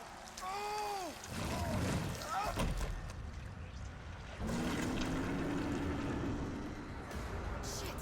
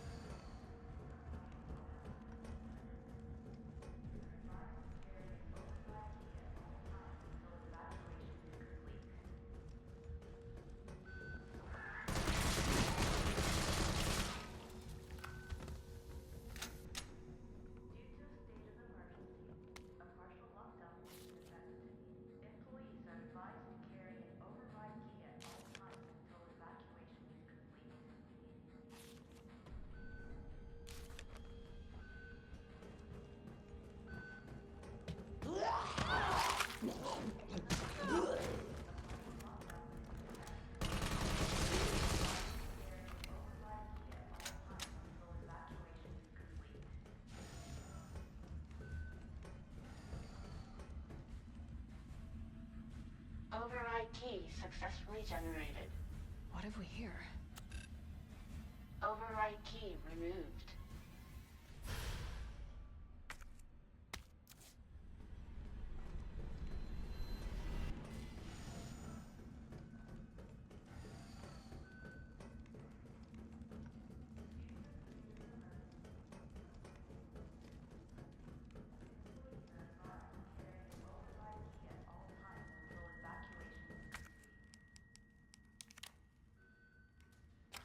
Override complete.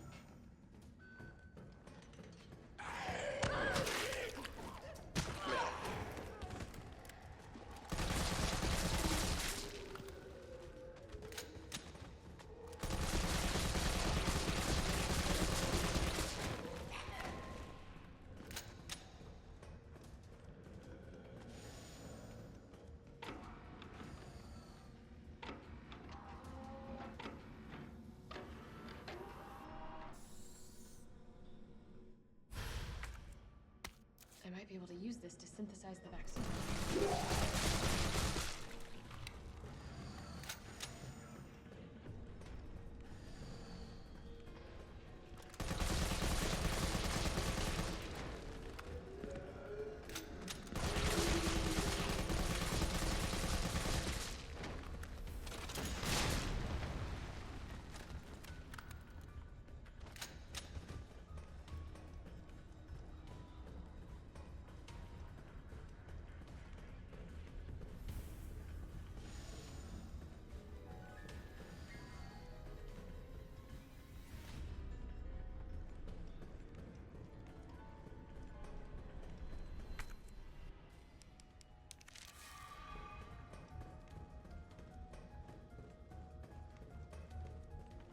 This must be what powers it.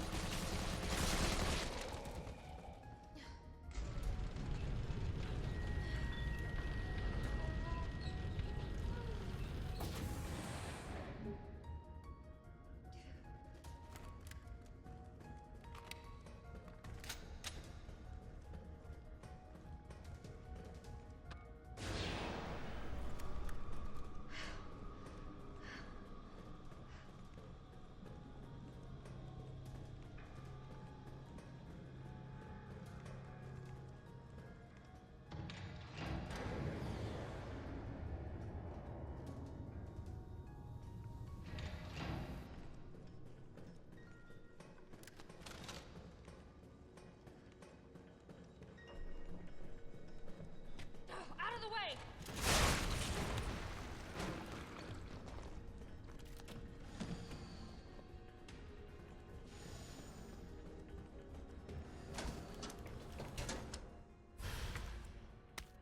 Okay, this looks like it might be used in vaccine development.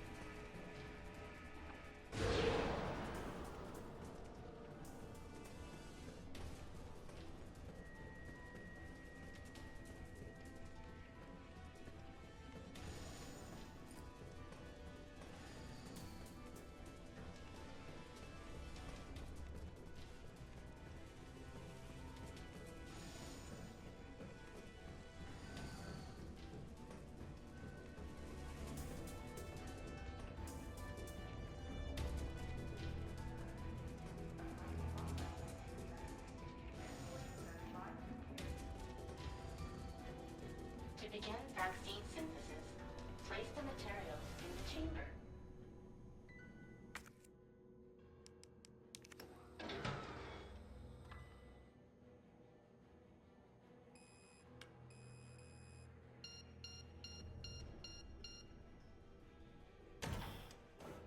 Synthesizing vaccine.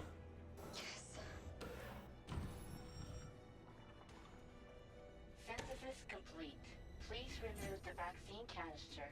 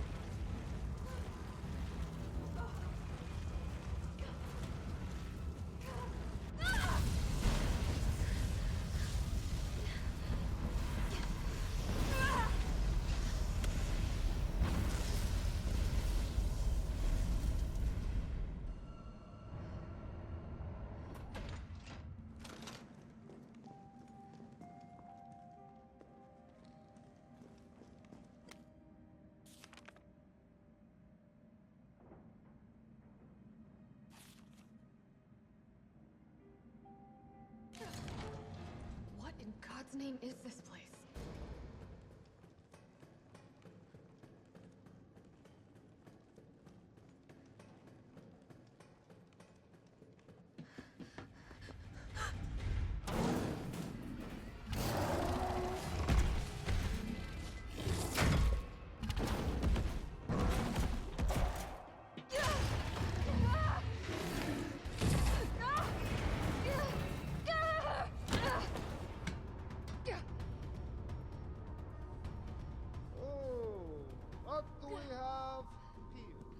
Nikolai, don't!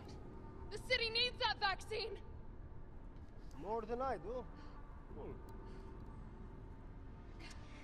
I don't think the wisdom I've been trying to impart on you is getting through. Now, I know you can't put a price on life. But I'm in this business to get paid. So, let's make a deal. You go down there, battle the Nemesis, and I'll recall it all and sell the combat dog. Put on a good show, and maybe I don't need the vaccine. Agreed? Good.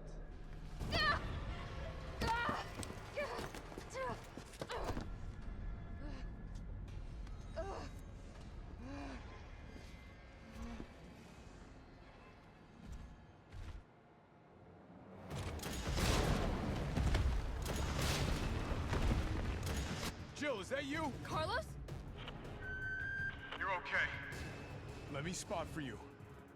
Good idea.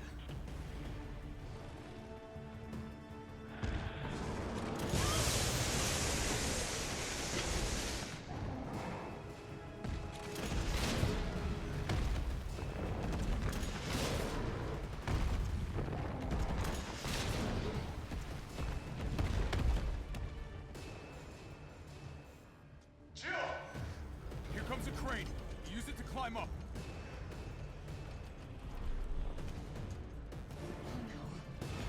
Come on. Come on! Jill, stay back!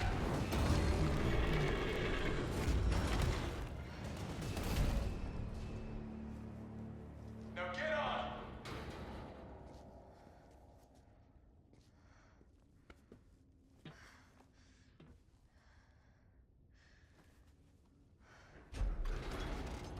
I'm gonna melt this fucker into mush.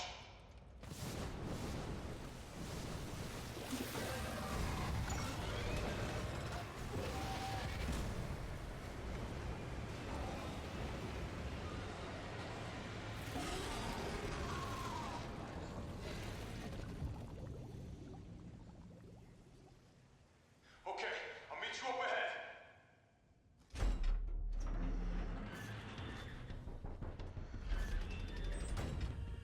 Nikolai, where did you go? I have to get that vaccine back.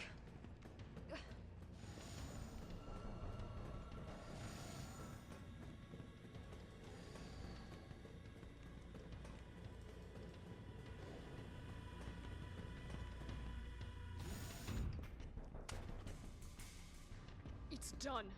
Give me the vaccine, you greedy son of a bitch. No. You print money. I like her. We shall make ours an ongoing arrangement. Now drop the gun!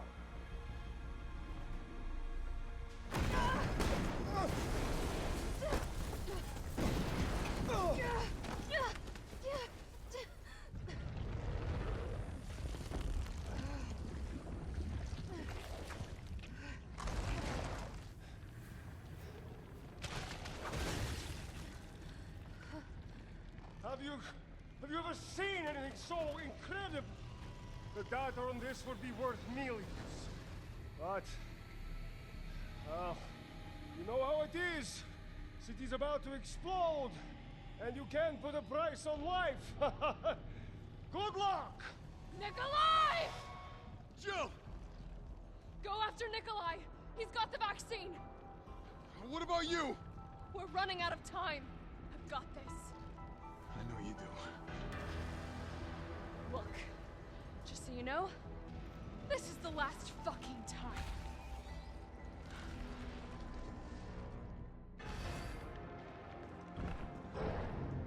Opening compartment. Now what do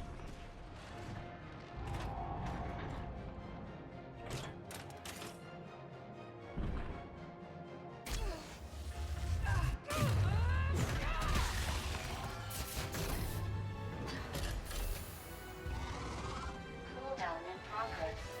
Please reactivate power sources.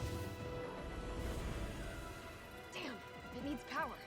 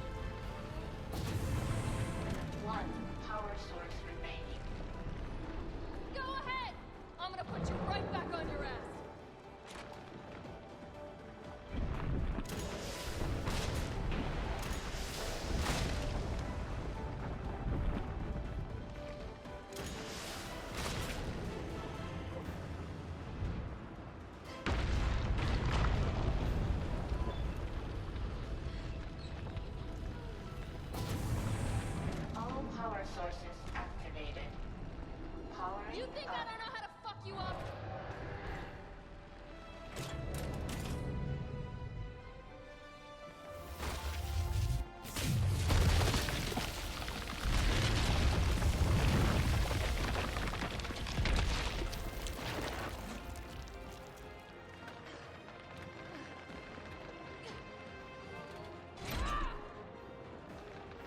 Come on!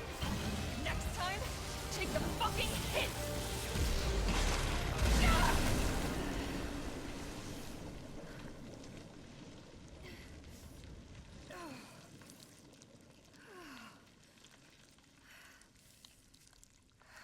Good riddance.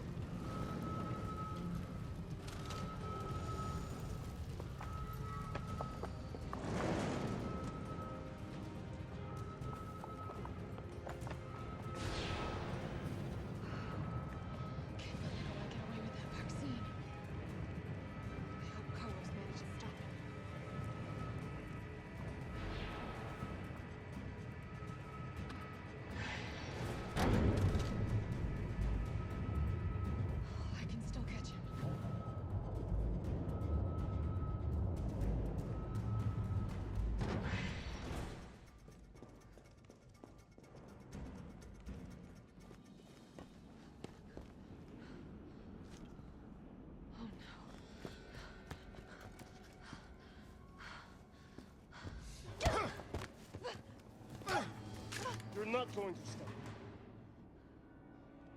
Promised you this, didn't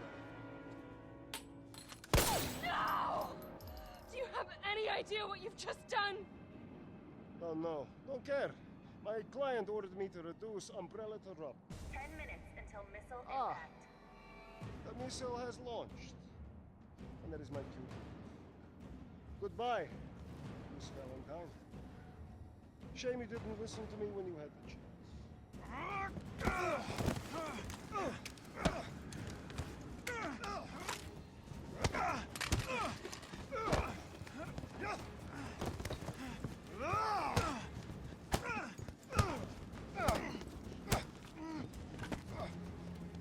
Jill! Shoot him! I can't! I'll hit you! Do it!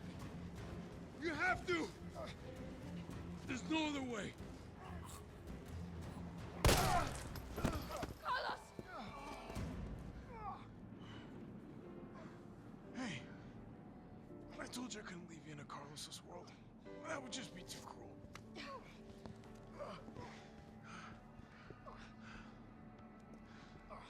What about him?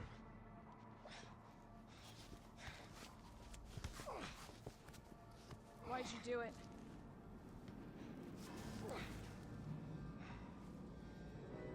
There's a price tag for everything. Even letting the world burn. Who are you working for? I'll tell you, if you get me out of here. I'll pay you whatever you want. You're a fool. You're a fool! If I die, you'll never find out the truth. I don't mind a little detective work.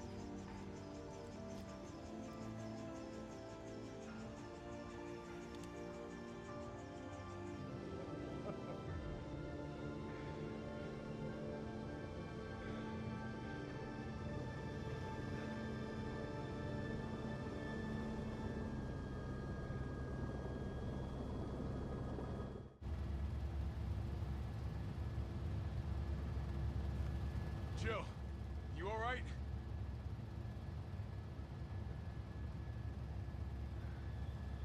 There it is.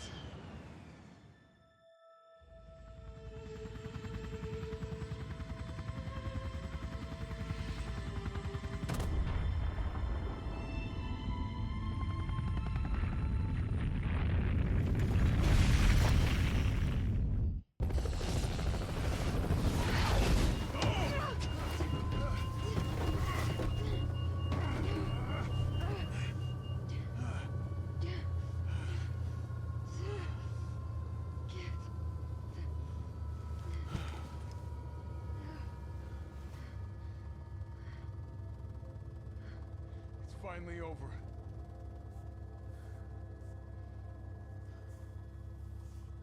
So long, RC.